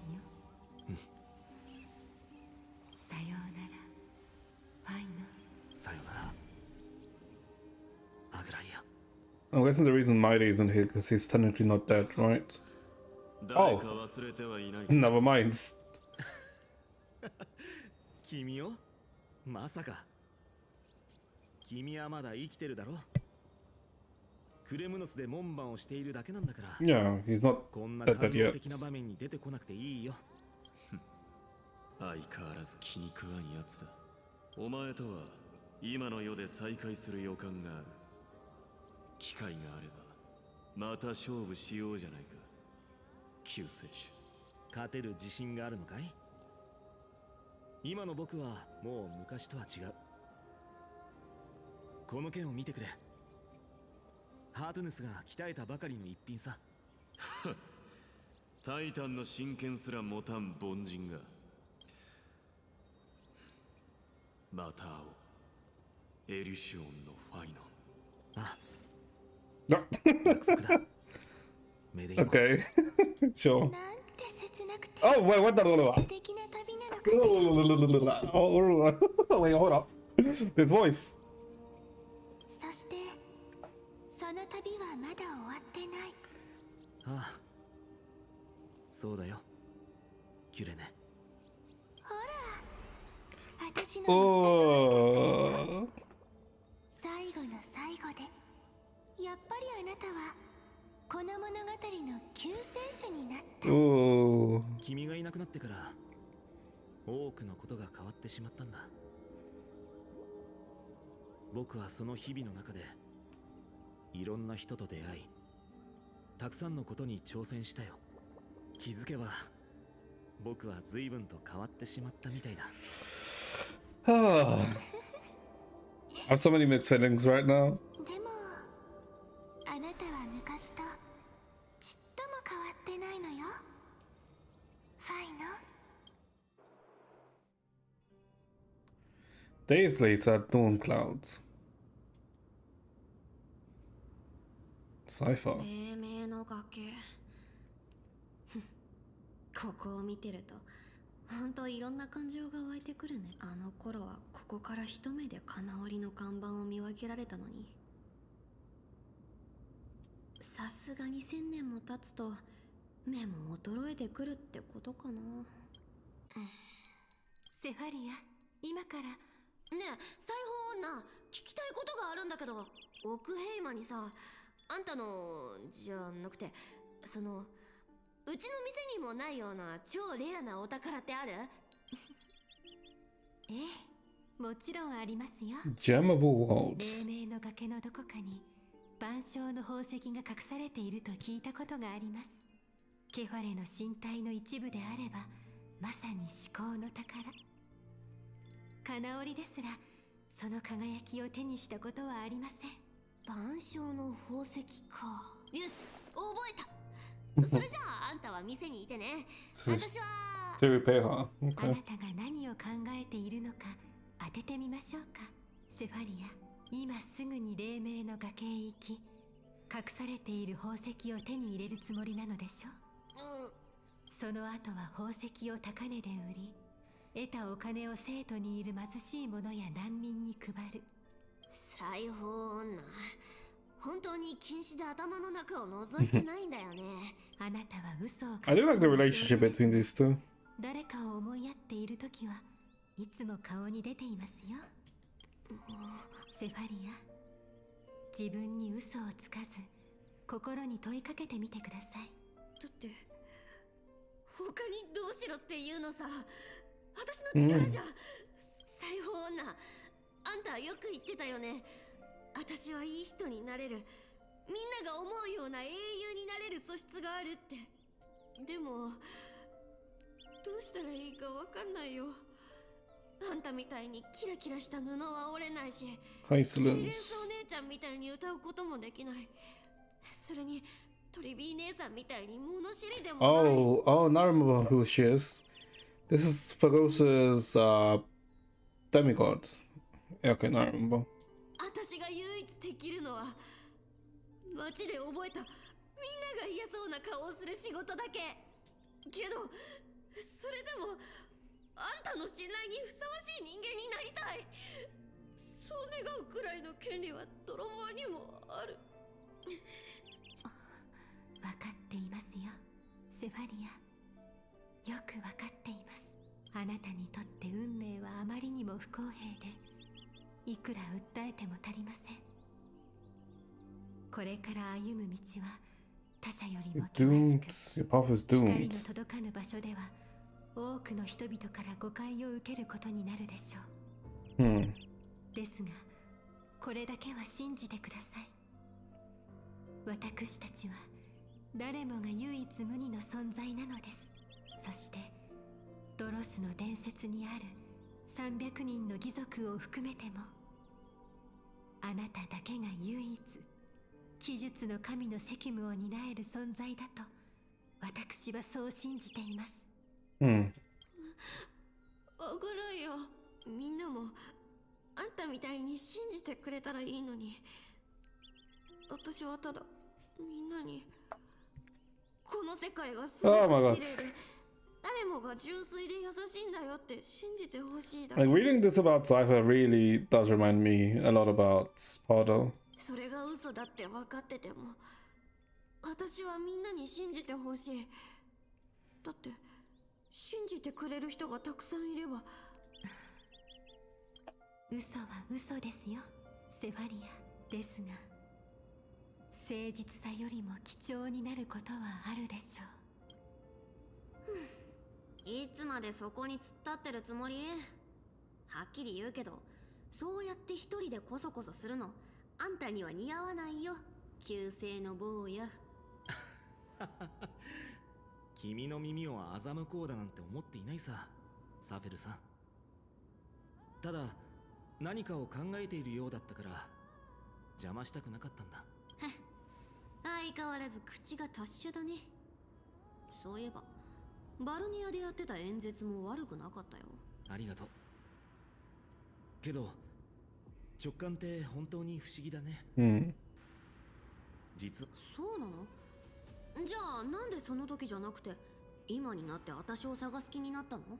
それは君にも彼女のことを痛み、気持ちを整理する時間が必要だと思ったからさ。余計なお世話。それじゃ挨拶はこれくらいにして。で、この大先輩の私の力まで必要とする要件。君とはまだ数回しか会ってないけど、いつも単刀直入だね。Old timer. 先輩のその率直なところは素直に尊敬するよ。知っての通りアグライアは黄金衛のために全市民の支持を勝ち取ってくれた。結果今では誰もが元老院こそが彼女を殺 What 害 does した he 元凶だ want と知り、 for Cypher to do? 市民の怒りが次々に影に潜む敵をあぶり出すようになった。 To let them escape? けどそれで安心できたわけじゃない。 Oh. 僕たち Oh, は so he wants her to find kindness. 粛清者の指導者元老カイニスの行方をつかんでいないからね。なるほどね。追い詰められたカイニスが何かしでかすかもって心配してるんだ。その通りだよ。ケファレの火種は今も議事堂の上空に保管されてるし、それが反対派の最後の切り札になると思う。 Is it weird that he looks like eternally smug right now? あと数日で僕たちはエーグル討伐のために生徒を離れてしまうから。つまりあんたは留守の間に野良犬どもに火種を私にそいつらの相手をしてほしいってことね。さすが話が早くて助かるよ。サフェルさん、君の力はよく知っている。神速、偽装、先行、そして最もつかみどころのない欺瞞の権能も、どうかその力を存分に振るってほしい。たとえ僕たちを欺くことになったとしてもね。ねえ旧姓の坊や、私に断られるかもって少しは考えたことある？もし私が面倒ごとに首を突っ込みたくないって言ったら、あんたはどうする気だったの？ I'm assuming none. 困るだろうね。何せ技術の半身である君以上に強力な切り札はないんだ。何もかも計算済みって感じだね。あの女の極意を少しは学んだってことか。それじゃああんたが知らない話をしてあげるよ。私が見てきた限りだけど、フレ Oh. イムスティーラー、あいつは虎視眈々と奥ヘイマを狙ってる。それってつまり。びっくりした？私ずっとあいつの動向を追ってたんだ。あいつは狂ってるように見えて、ちゃんと頭は切れてる。なのにオークヘイマには手を出してこなかった。その件については前にアナイクス先生が分析してたな。確か元老院の秘術、そんなの大したことないよ。いいよ、 It's because he's 教えて there. あげる。私が思うに、あいつがこれまでオクヘイマを攻めてこなかったのは、裁縫女の禁止でおられた防御網が Oh? あんたたちの想像以上に強固だったからだよ。 Oh, I guess since she's gone now. でも彼女はもういない。町の防御がボロボロになってるっていうのに、あんたたちは新婚の目に向かおうとしてるんだ。本当に厄介な状況だね。でも君がわざわざこの話を持ち出したということは。今のあんた冷静すぎてちょっと不気味だね。 Yeah, because like, if you compare Final for now, currently, to the Final that we saw at 3.0, he'd be け panicking. どその通り、今回は特別サービスってことでケファレの火種を守るついでにあの狂犬とも遊んであげるよ。助かる。ただフレイムスティーラーの強さは計り知れない。くれぐれも気をつけてくれ。心配なんていらないよ、旧姓の坊や。この世の真理を一つ教えてあげる。最後に笑うのはいつだってセファリアってね。あんたたちもちゃんと生きて報酬を払ってよね。Bison. Okay.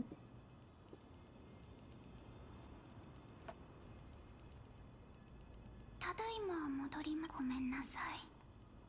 呪帝が暗黒の潮に飲まれてから悲しい思い出に触れたくなくて、ここへ来るのは避けてました。でも風に背中を押されるようにどうしてもここへ向かってしまって。 Oh, Ika. そうそうですね、イカルン。私も Oh, I just noticed she has like an みん eco なと一 eco 緒に pouch. 授業を受けていた日々が懐かしいです。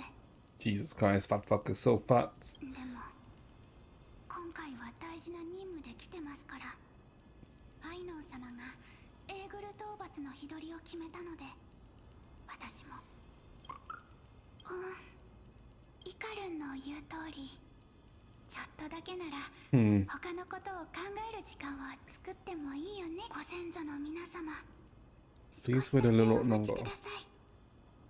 受胎で過ごした日々を少しの間だけ振り返りたいと思います。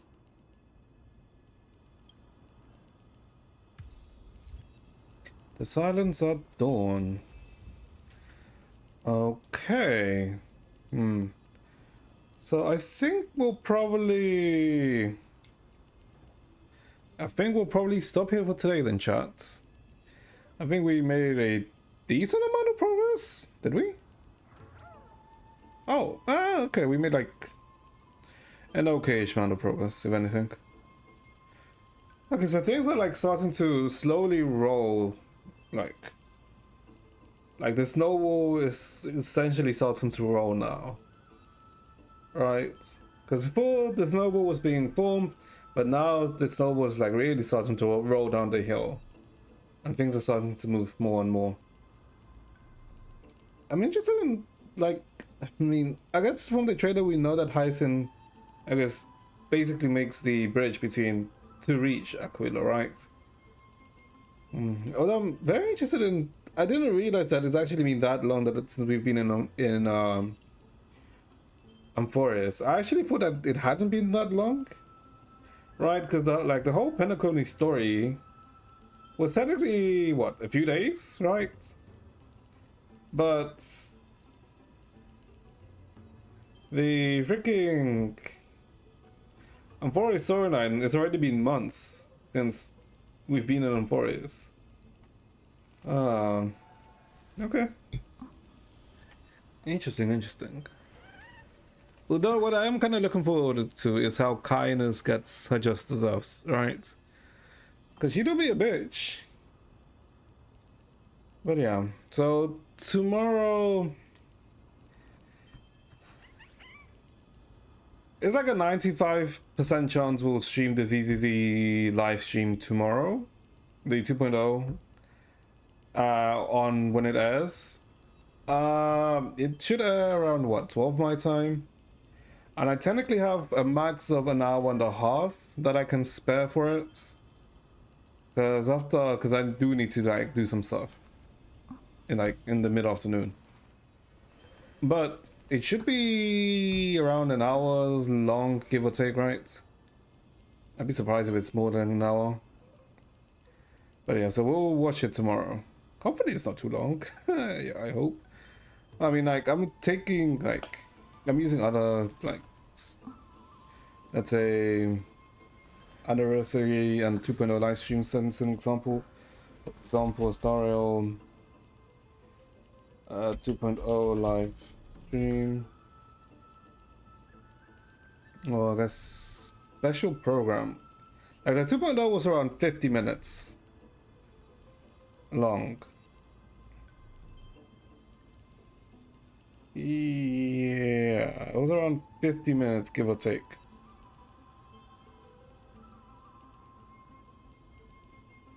That's 6 to... Yeah, it was around 50 minutes for 2.0. What about the 3.0? I don't think 3.0 was that long either. Was it? Let's see. So 3.0 was also like an hour long, right? So I think we should be good. Like, we should be good in time for, like, to see the ZZ live stream. But yeah, so that should be around 12 tomorrow, so in 14 hours. I mean, that's if I have my timings right, because that's with me thinking that it starts at 12. If it starts at 1, yeah, we're not watching it, but I think it starts at 12. So yeah, so that's what's gonna happen tomorrow. So yeah, chat. So I hope you guys enjoyed yourselves. I mean, I'm enjoying the stories right now. Like, I didn't expect a glide to die that quickly, but I suppose she did. But yeah, so I hope you guys enjoyed yourselves. I hope you guys have a good rest of your day, and I shall see you guys tomorrow. Goodbye, chat. Do take care.